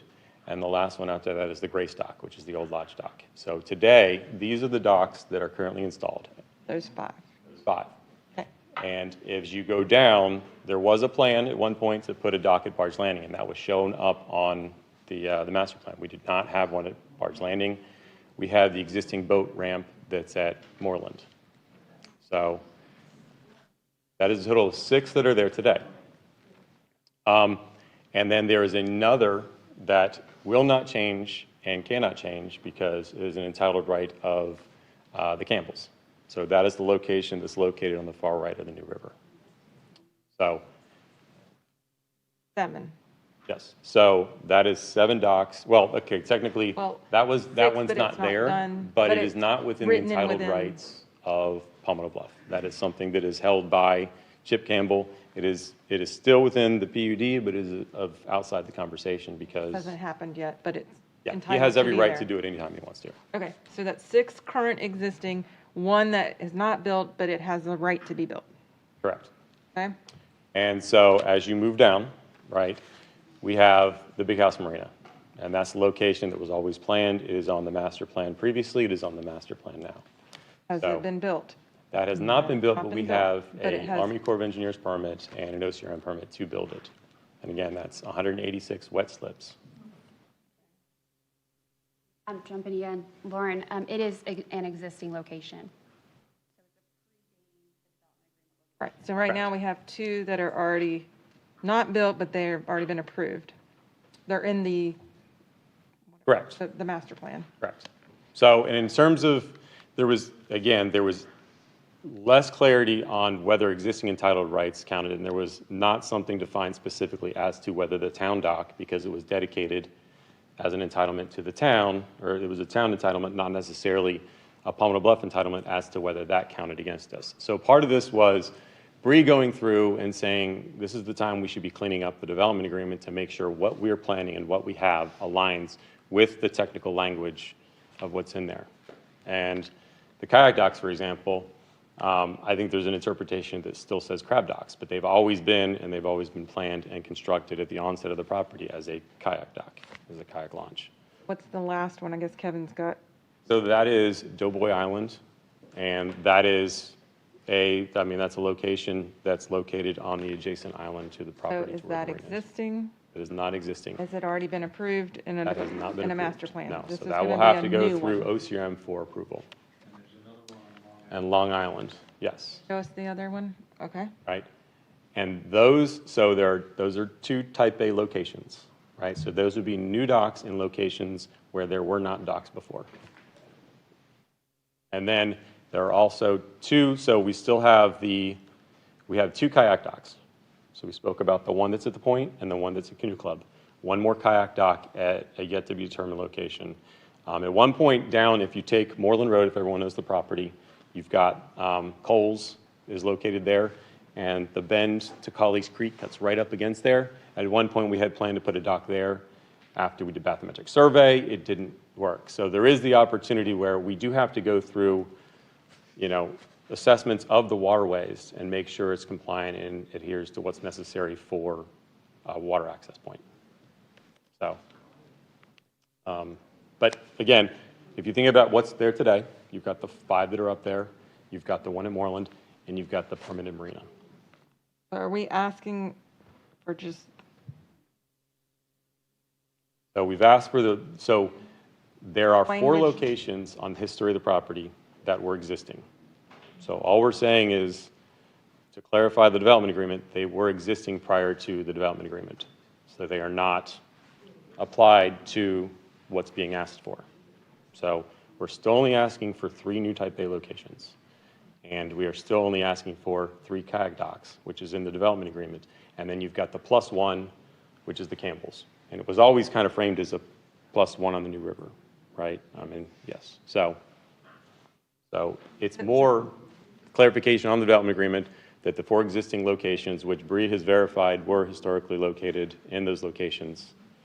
It's documented. We're not making up whether there were access points at these locations. They were there, that they are clarified as not part of the assigned rights of the development agreement for new access locations. Actually scroll down towards the end of the presentation. There's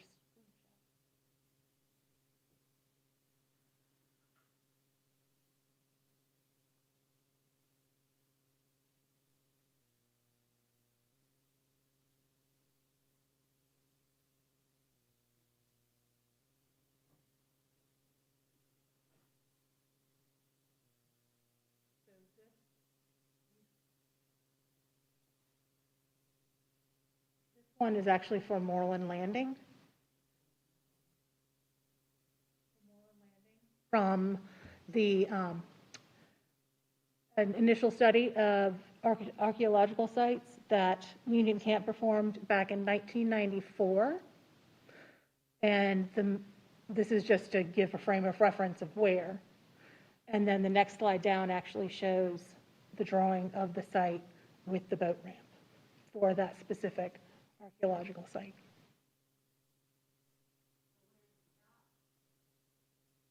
Well, you have the landing in place, and the Type A includes landings and courtesy docks all in one.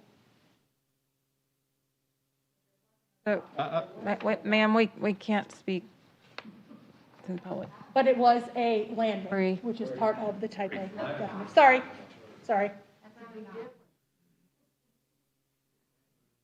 Okay. I'm still like very so- confused about, okay, so there's 3 kayak docks that were planned for the May River. They've somehow been relocated somewhere in Palmetto Bluff. For one of the amendments.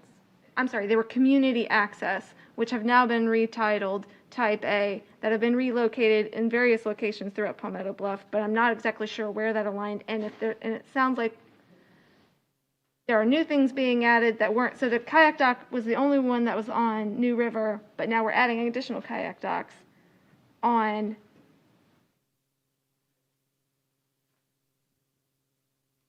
whatever that's not Cooper River? Yeah, along Cooper River. Is that correct? Or is it all still on New River? So we are not planning anything on the May River anymore. Right, I got that. May River, outstanding water resource, we are not doing anything on it. Can you show at the end of the day, what they're looking for, and just tell us where the locations? Sure. Like, what are they? Sure. And how many is it total?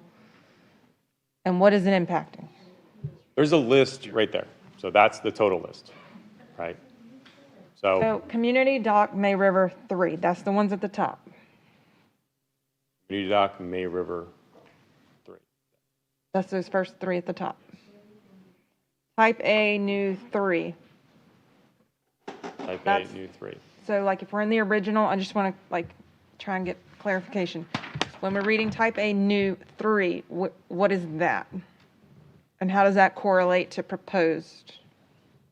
So we technically have done, the town dock would be in the only location that's new as of thus far. That would be any sort of navigable dock that's not a kayak dock. So technically we haven't built any Type A's yet.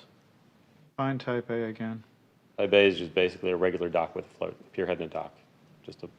So In it water could be, boats?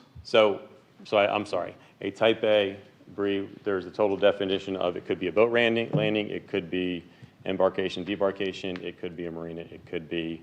It could be a wide variety of things. It's pretty much We don't know anything what those are except a going to be. kayak dock, right? Or a pierhead crab dock. And that can be on Doughboy Island, and that could be on Long Island, that type. Yes, and that is where we've identified 2 of our 3 to be. Those sound fairly like a fairly developed type of, I mean, that's a lot of infrastructure to me, what I'm hearing. We're only putting the marina at Big House. That also sounds like a lot of infrastructure, but the Type A sounds like a lot of infrastructure for these small islands. That's what I'm also hearing. And it sounds like whatever was going to happen on the May River has now been moved down to Doughboy and to Long Island. The 2 of the 3, at least, have been moved down here. Is that correct? What is planned or we believe will happen is a simple pierhead and a simple float on that island, right? Similar to what the town dock is. So we're not looking for anything more than a place for people to approach the water. We're not looking for a marina. We're not looking for anything. Well, maybe that's what the problem is. Maybe it needs to be clarified a little bit better. Because right now it's like, you're like, oh, well, we can do a boat landing, a floating dock, a marina, all in Type A. Well, I don't want to say do Type A and then you just do whatever you want. And then it impacts everybody. So is there a way to clarify? So part of the clarification was about the limitations on dockside fuel and dry stack. Those are only specifically allowed. And dockside fuel is only Big House. And the dry stack is currently stated as one location, new location. It's questionable whether it could be at existing locations, but we are only looking at dry stack at Big House and Anson. So, and again, Marina at Anson, which we currently have full permits for. So in your proposed revision, I'm just trying to get everybody clear. In your proposed revisions, the verbiage has changed to define what each place is allowed to have. So Technically, that you can't the just only- arbitrarily decide, since I can do type A, I can put this docking, fuel here. Except it specifically excludes that as an allowance. But that's what I'm saying. It's in that proposed revisions, like it's spelled out exactly which place you can do what. Correct, yes.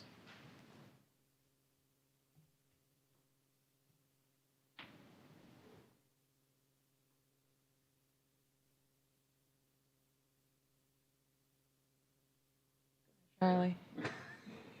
I mean, Kathleen, do you want to keep mulling over stuff and then let Charlie go, and we'll, Ron, Jason, anybody? Where was the text about the exemption?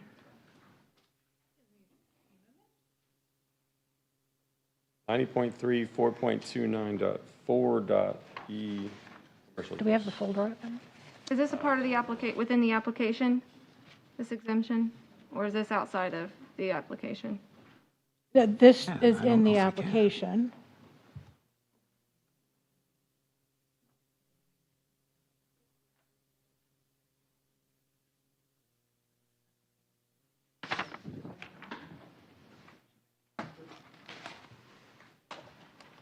And so up on the screen,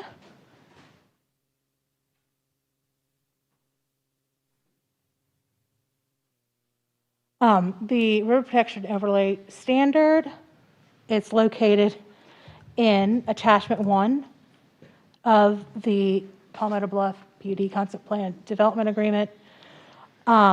It's the modifications to the Beaufort County ZDSO at the time. And it calls for pumping of fuel is not permitted at docks, fishing piers, or boat landings. Nowhere else will upon the waters of the district except for existing docks, piers, marinas, and boat landings in commercial use. That's the counties, though. So we adopted it as part of the standards that apply to Palmetto Bluff When did we adopt that? as part of the original agreement in 1998. So because there was a ramp, that's considered a landing? Is that what we're saying? Yes, a landing, and there was actually a dock down at Big House. They define boat landing? It doesn't go further into depth into that. So it's a bit open to interpretation what that means. I mean, we've worked with our town attorney, and our determination is that it was in-existing. I mean, the development agreements, even outside of this, okay, so maybe there's a clarification for this in some capacity in terms of what the ruling document is, because as far as I can tell, this is covered by the development agreement, if I'm not mistaken, and it states no fueling on the water. So how is it we get out of that because of this? How does this usurp that? And that's part of the function of, that's part of our development agreement. In the development agreement itself, it calls for the restriction except for, and it follows the River Protection Overlay District. Moving on to the concept plan, then it calls for restrictions of the dockside fueling. And then we look at the modifications, which are in place as part of it. All three work together. The development agreement trumps essentially everything else when there's in conflict. So because of the development agreement, you have the exemption that would apply. So when it specifically states no fueling over the water, there's another part of the development agreement where it's conflicting with its own statements? Yes, and that's why you have the hierarchy set up in the development agreement, so if you run into these conflicts. So within the development agreement, there's a hierarchy of how it's to be interpreted of information that's stated within the development agreement? Yes. Which says then that anything that's been referencing the modifications from the ZDSO actually usurp the text that says, and in this case, no fueling is allowed over water. So the old ZDSO would apply even though the development agreement, because it references the ZDSO in the development agreement, that and says, and where it says this, where it is allowed because it's existing, even though it says elsewhere in the development agreement that it's not allowed, this still takes precedence. Yes. Says who? That's what she's saying, and that's. Common sense has to prevail at some point. Their intent is very clear in the development agreement. This is not questionable from my standpoint. And I just want to make sure, because it is very important to me that we base this off the criteria and that we're following the guidelines that are set before us. But I'm having a really hard time. That hierarchy is structured through all of the planning unit developments that we have. So it's not just for specifically for the fuel over the water aspect, but any aspects down to landscaping and parking standards. It's depending on where items are located in that hierarchy of documents. That development agreement, we're saying it supersedes. It may have a conflicting item in the ZDSO, but that overrules that requirement down there. Is this something, Richardson, that I know we're giving a recommendation to council? Is it something that we can table to get more information and have a little bit more time? Because I think we're all just not sure what's exactly happening. Can I make one statement? Sure. What Bree has asked us to do is eliminate dockside fuel at any location but one. Right now, it is questionable whether we have it at every existing location. We're saying one location, no other locations, right? That's part of what you restricted it. That's not what we're talking about, though. We want to know, what the different amendments had. There are a lot of questions that are coming up from Kathleen all the way down here about information that we feel we don't have at this point in time, or that's not clear. We can't digest it. And so the question is, can we delay so that we can get the information we need to make an informed decision? I'll defer to Richardson on that. I apologize, the two of us were talking, so please, if you could please state that. There's information that from Kathleen all the way down here that we feel like we need to be able to digest this to make an informed decision. I would love to see what the differences are in the 4 amendments before this one. We've got questions about what the definition of the dock is, and we're still not wrapping our heads around it. So the question that we have is, can we table this to get the information we need to get from staff so that we can have a clear conversation and then give a clear recommendation to council?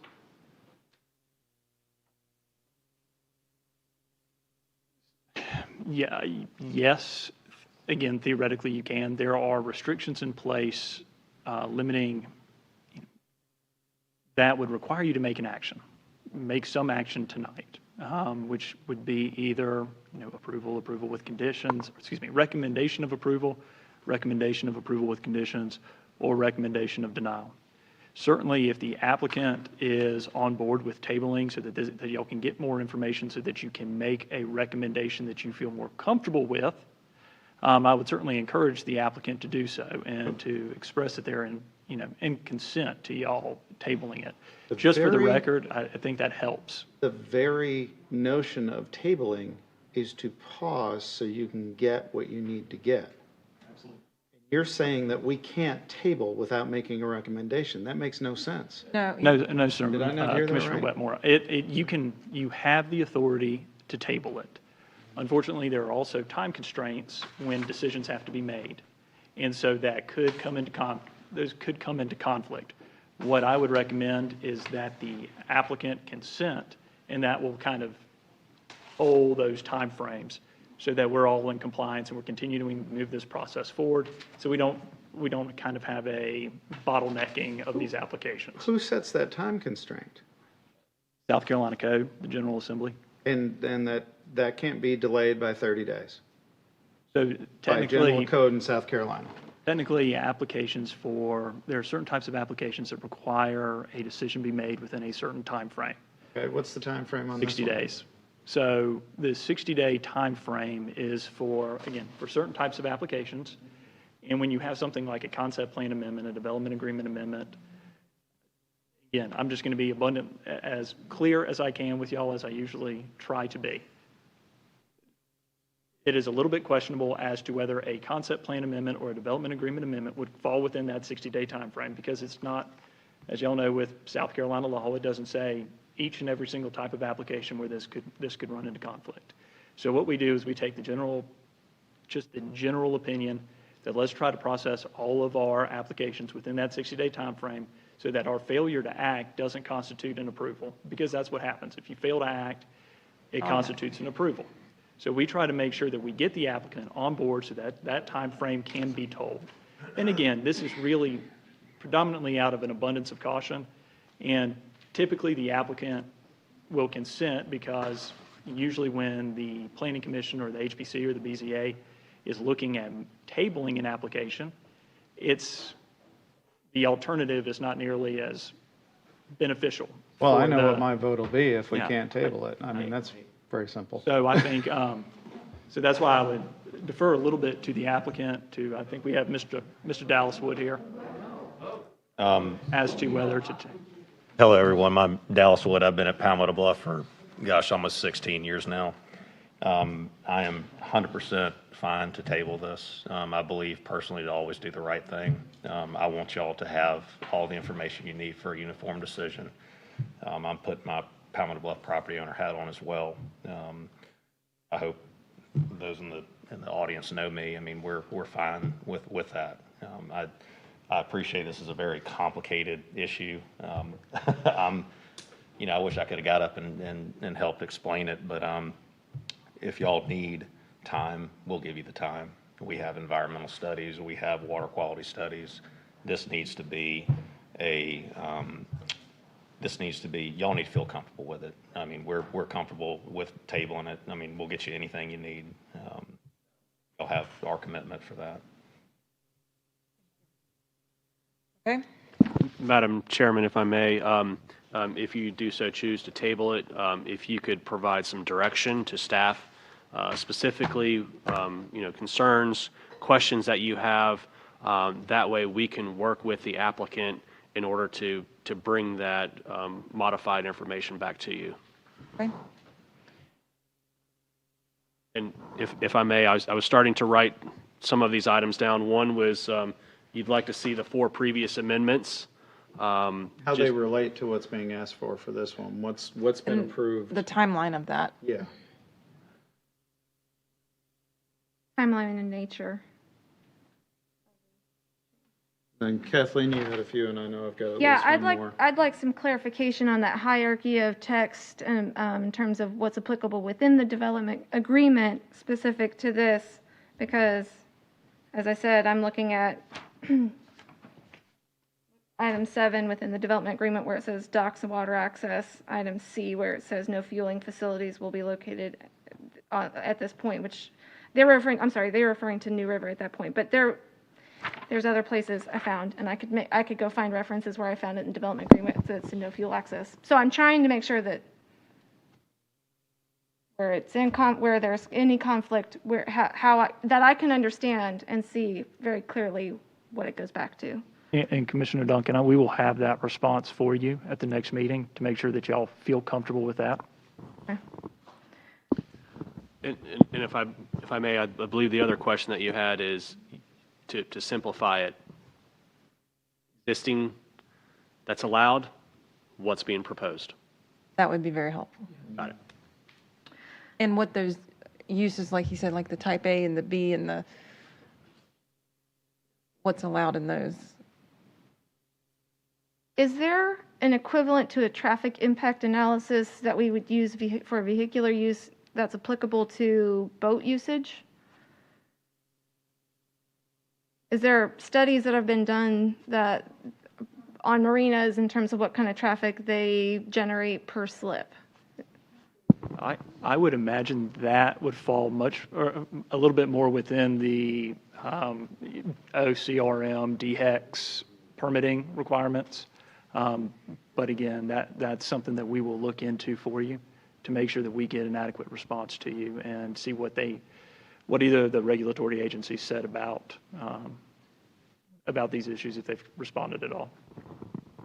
And can I get a clarification too on, like, I know we're all concerned about the fueling and pollution of the river, and the one at, what is it, Big House that you said that was the only area that could have something like, what, is that the area? And just what does that mean, and how far off of the river, or what's the access like, or I don't even know what we're talking about as far as the magnitude of what it's going to do. Having that fueling dock there, like what is it? What kind of space is it? Boats are coming up, or I don't want fuel coming in the river, so I don't really understand.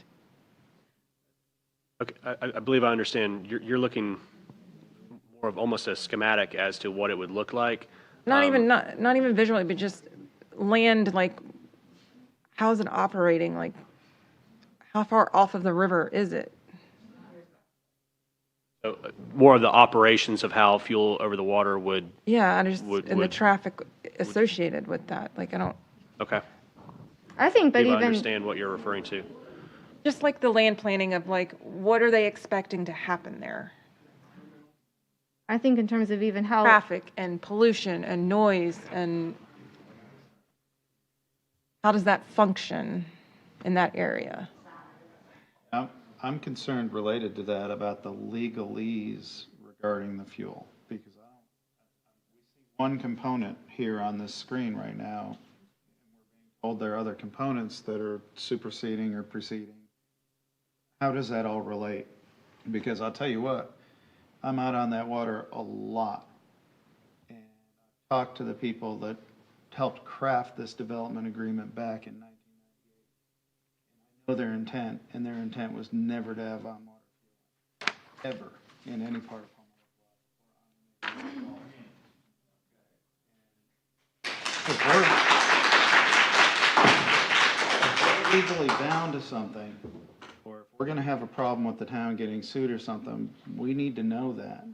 So that's a major thing. And then we make the recommendation. Council can make the decision as to whether or not they're willing to fight that fight, if there is a fight. So. Yes, sir. And we'll work on that, and we'll be able to bring this back to you, hopefully at the next meeting.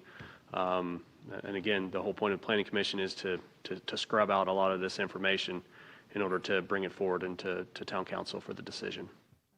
Another question I have is regarding that additional dry stack storage. I don't see how they're entitled to that by the documentation.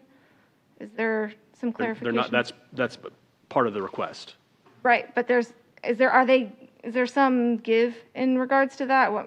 I mean, I understand from their functionality standpoint, it's beneficial for them to have the dry stack storage, additional dry stack storage, which is not in the development agreement they're asking for, that I get that. But again, that adds additional traffic, it adds additional impervious, it adds additional impacts to the environment, to noise, and I don't see what the community is benefiting from in this. Other than the economic benefit, I can understand that, but I think that there's a lot more at stake here than just dollar bills. Okay, thank you. Got about 10 more? Ron, you've been very quiet today. My only comment, I'm still with Kathleen. I'm so lost in what's coming and going and what is existing and new, and this really needs to be dumbed down, in my opinion, for town council when and if it ever goes. Big chart.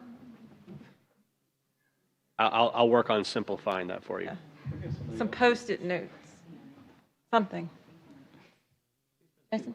I know. Well, then you're new. Come on, speak up. I'm in concurrence with everybody else. This is a lot of information to digest in a short period of time. Thoughtful recommendation to council. Okay.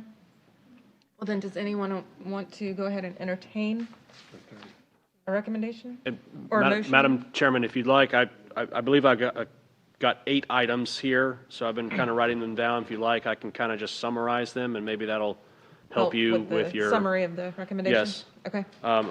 We referred to the four previous amendments and how they relate to this item that we're referring to as well, including the timeline.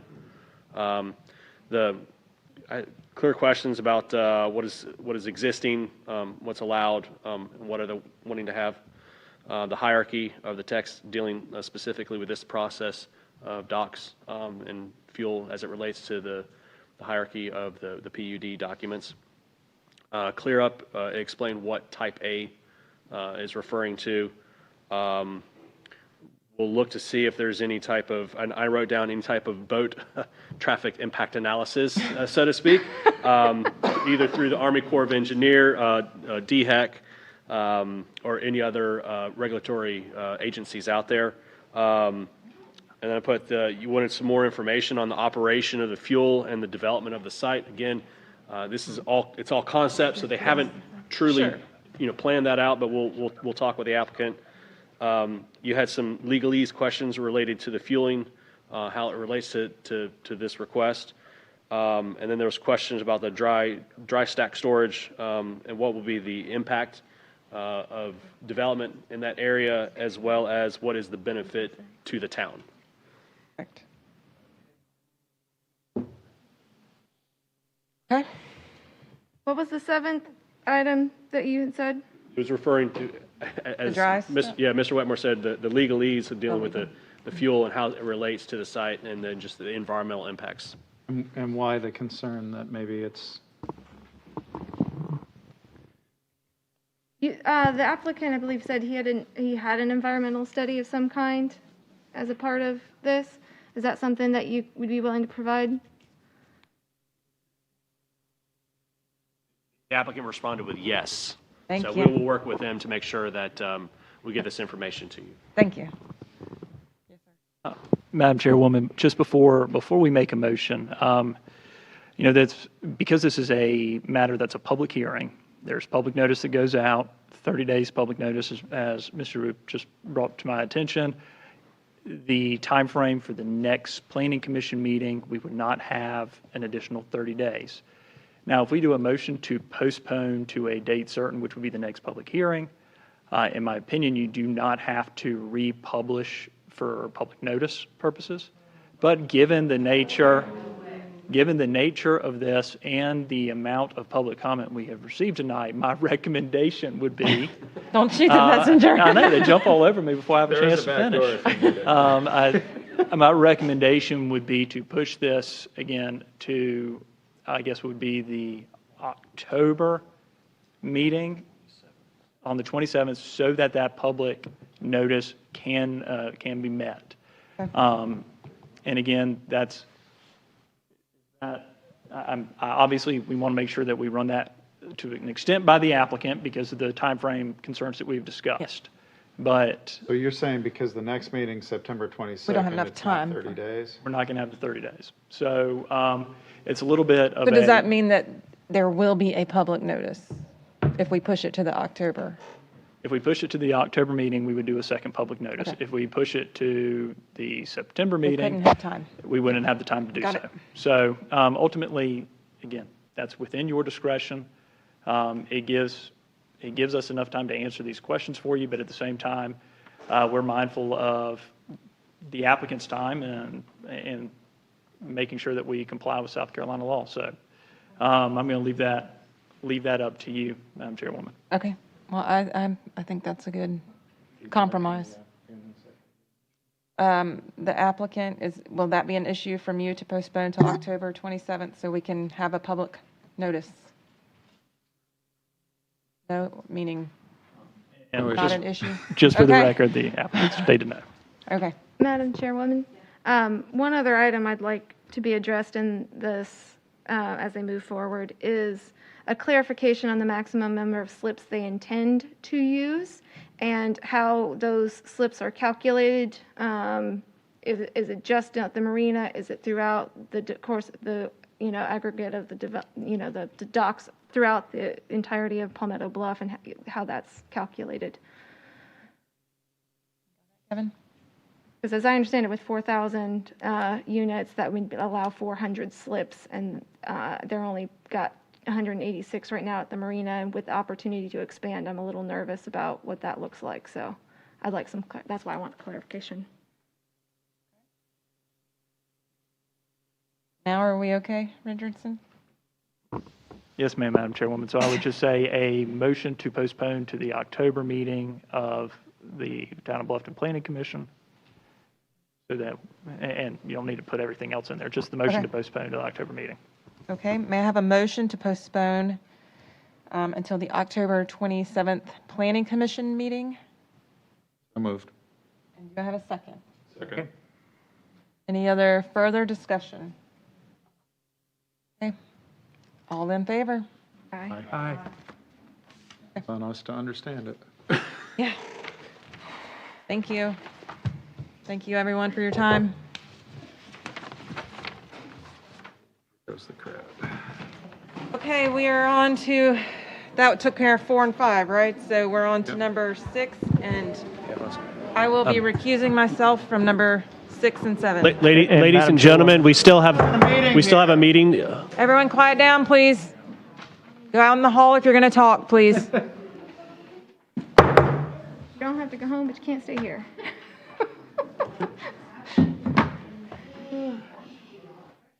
Please, everyone, go in the hall. We're still having a meeting. Okay, yes, Richardson. That's all I was going to say, is to make sure that, make sure everybody kind of quieted down a little bit before we started this application so we can be heard on the record. Sorry, I didn't want to.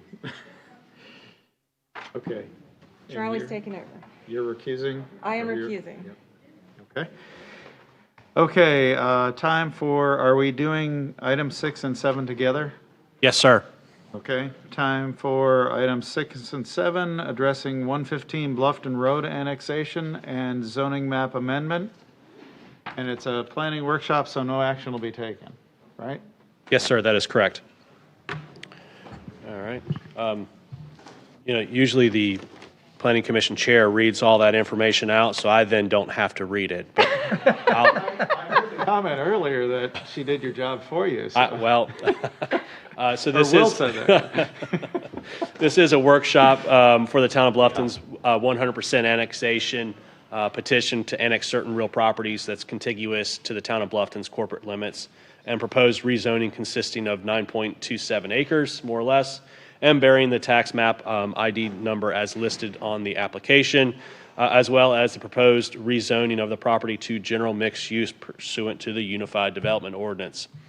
So on April 13th, 2021, Town of Bluffton considered and provided direction regarding the annexation and zoning of the piece of property referred to as 115 Bluffton Road, and asked us to prepare the necessary annexation application and concurrent zoning map amendment application.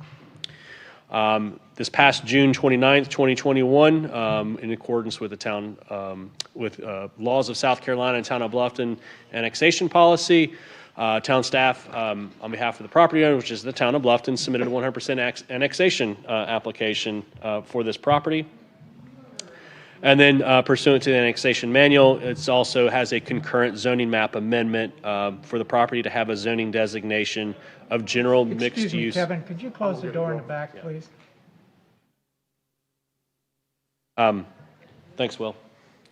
And then the annexation manual, which was revised back in December of 2020, it included an initial step as initial briefing and acceptance of the annexation petition, and refer to the negotiating committee if it was deemed necessary.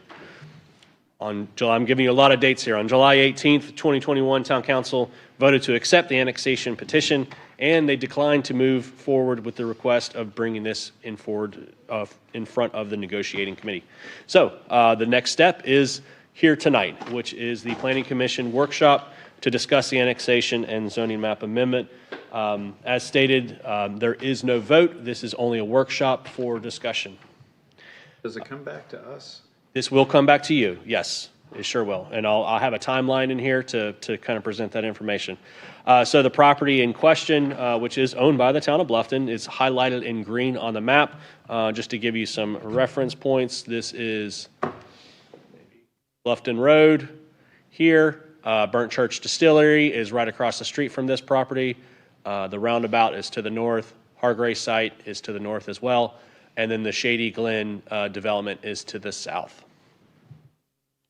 Again, a little further out aerial map, you can see its location in context with the rest of the town. The town council, during that initial meeting that we had with them, felt that they wanted to do the annexation and designate this to the zoning district for the general mixed use. It does have the 7.3 acres of upland and 1.9 wetlands. The future annexation map, it's hard to see, but the site is located here. It's within the future annexation. I'm not going to go through all of these, but under current zoning, that you can see there's a whole list of allowed uses. Now, this property, and I'll show you in a map here in just a second, it does have a split zoning on it. It currently has the T4 Hamlet Center, which is a higher intensity type use located along Bluffton Road, and then the T3 neighborhood, which is the rear portion of the property. These are the allowed uses as associated with those two zoning districts. And this is the proposed zoning district. So this is the general mixed use, which is, besides a light industrial, is probably the, has the most leniency related to development. As you can see, it allows for almost all of the residential type of uses, commercial uses, lodging uses that are allowed, human health care, civic institution. The industrial, as you can see, it does not allow for, if you have concerns of a concrete plant or a junkyard or manufacturing, anything like that is not allowed at this location. So from a review process, you can see August 25th, we're here this evening for the workshop. The intent is that this will come back to you at that October, that's a typo, 21st, it should be October 27th meeting. And then initially from there, we'll go to Town Council in December for a first reading and again to Town Council with a public hearing in February. I went through that very quickly. Again, it's meant to open up the document, and I'm sorry, but I believe I've got a slide that is hidden. So there we go. Somehow. So this is the old town firing range and dump, right? You could refer to it that way, yes. Has never been in the town. Correct. Owned by the town since, I believe, like 1949. That effect, we bought Yes. it from the Almers, Yeah. like $100. Yes. And we, up until Burnt Church Distillery, have not had the opportunity to have a contiguous boundary to this property. Town Council felt that now is an appropriate time to rezone it and move forward. We're hearing them shooting into the So, kind of again, next steps. We're planning on bringing this back to you for a public hearing. I'm happy to answer any questions. I will say that as of right now, that this has been on listed as a potential site for workforce affordable housing for the town of Bluffton. The town is in negotiations right now with a developer to move forward with the construction. It is unknown as to number of units, what it would look like. From a site planning standpoint, we haven't even gotten that far. So it's just this designation allows for if there's any type of development that we're looking to do, it might be that we need to have some type of commercial facility up towards the front in order to offset costs. This gives that flexibility to do that. Now, I will say that it's owned by the town, so it's obviously in town council's best interest as to how the site would be developed. And then if it is zoned that general mixed use, it will have that highway corridor overlay district. So any type of the architectural, landscaping, and lighting will come back to you, as well as a development plan in the future. So if there are concerns like, well, what is it going to look like? At this moment in time, we have no idea.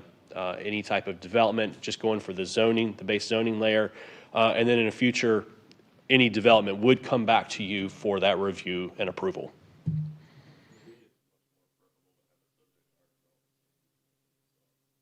Yes.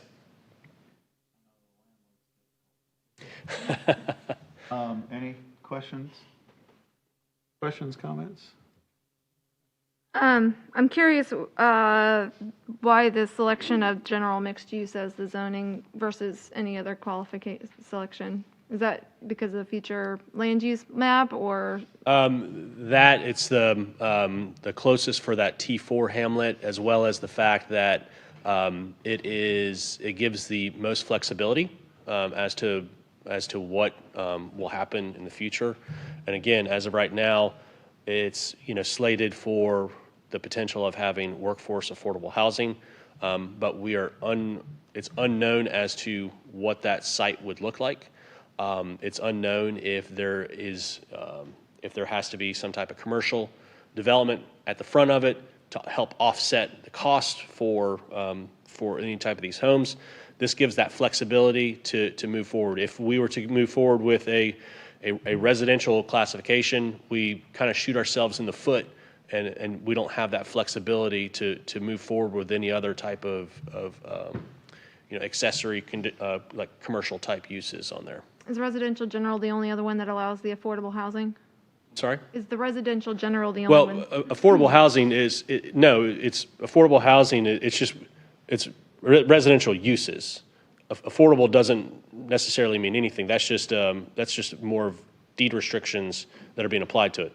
A single family home is a single family home if it's $1 million or it's $50,000. The reason I ask is it's in the comparison chart, it's specifically in there as affordable housing. And so if there was a reason that you were picking general mixed use because it allowed that, then I can understand. Part of the reason I'm asking is also one of the things that has come up with other annexations I've been involved with is this discussion of upzoning.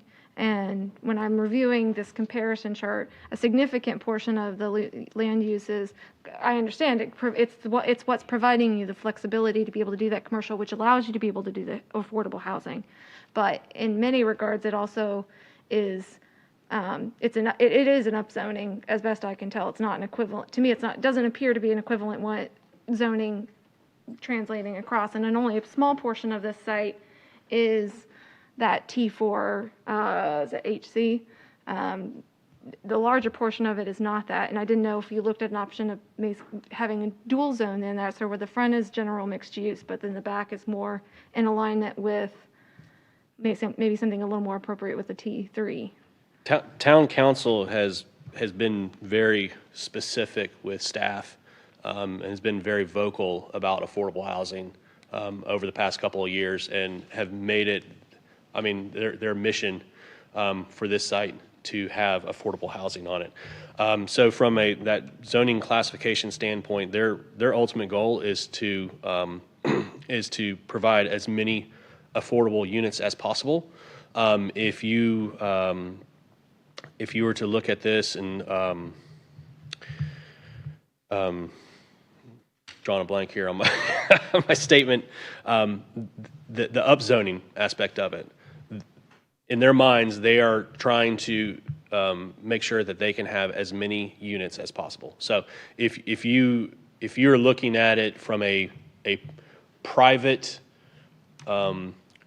commercial type entity, yes, that would be probably classified as an upzoning. But this is, the town council has specifically said and have plans to call for affordable housing on this location. So in reality, what will most likely happen is any type of uses there would be not necessarily a downzoning, but it's going to be residential uses.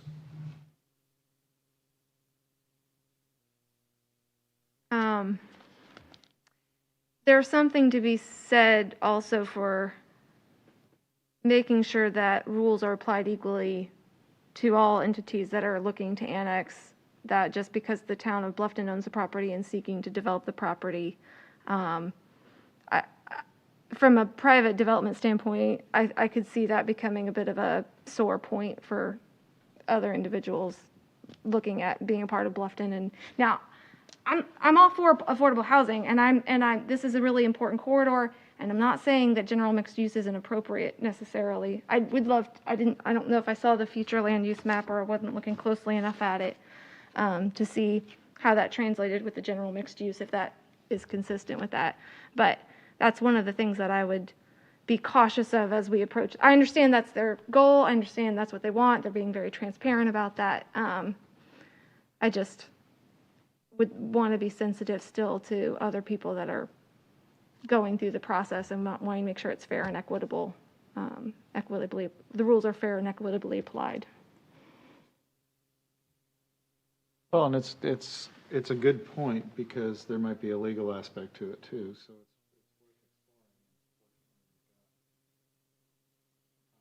Absolutely, yeah. And Commissioner Duncan, I think what you're bringing up is a great point, because all of these applications, when you're considering an annexation and the potential, whatever the potential zoning map amendment will be, you're right that the ultimate development, you can't condition the zoning map on there being affordable housing placed at that location. You can't condition it on this. So you do have to take into consideration what you're actually permitting at this property. Obviously, knowing who the property owner is at this moment and the affordable housing component does obviously have some sort of impact from the discussion that we're having here today from a workshop standpoint. But we also need to look at the growth framework map. And this does show, correct me if I'm wrong, Kevin, but this does show that there should be, this is one of those areas that is designated for, upzoning, because it is one of those areas where you have, let's see, the Village Place type assembly center that they want to look for. And I think that's attachment 9 to your package. And then also, when you look at the 2 different zoning districts that you have in there, I think you're correct in pointing out that 1.5 acres does seem to correspond very well with this mixed use, and you have the 7 acres. But again, from a consolidated standpoint, and rather than just having this piecemealed type of zoning district up near the intersection of Bluffton Road and the Parkway, it makes sense for a consolidated zoning district there. So that's, again, just wanted to provide that little bit of information. Can you bring up that future land use map and show me where this property is in reference to that? It's tiny on my little 11 by 17.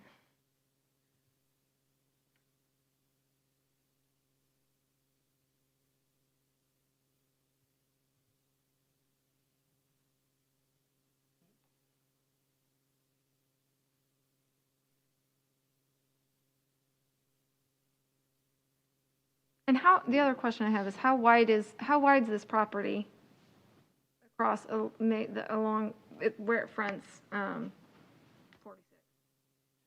270.39 feet. I happen to be on that page. Is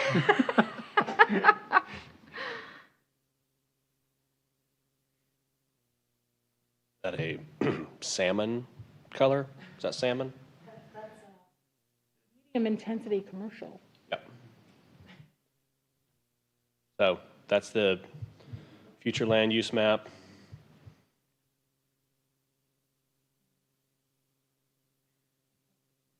Was it medium or low? It looks, it was medium. I'm not sure where the. And then the growth, here's the growth framework map here. And you can see it's in that sphere for the village type.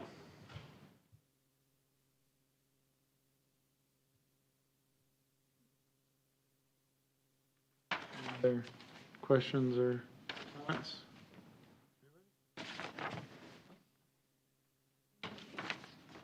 Okay, well, thank you. There's nothing. Yeah, no, there's no, no vote on this. And we will, as stated, let me get back to the report here. October, right? Yes. It'll be at that October, we'll bring it back with a public hearing at that October Planning Commission meeting. Good. Okay. Come get the gavel, please. This is scaring me.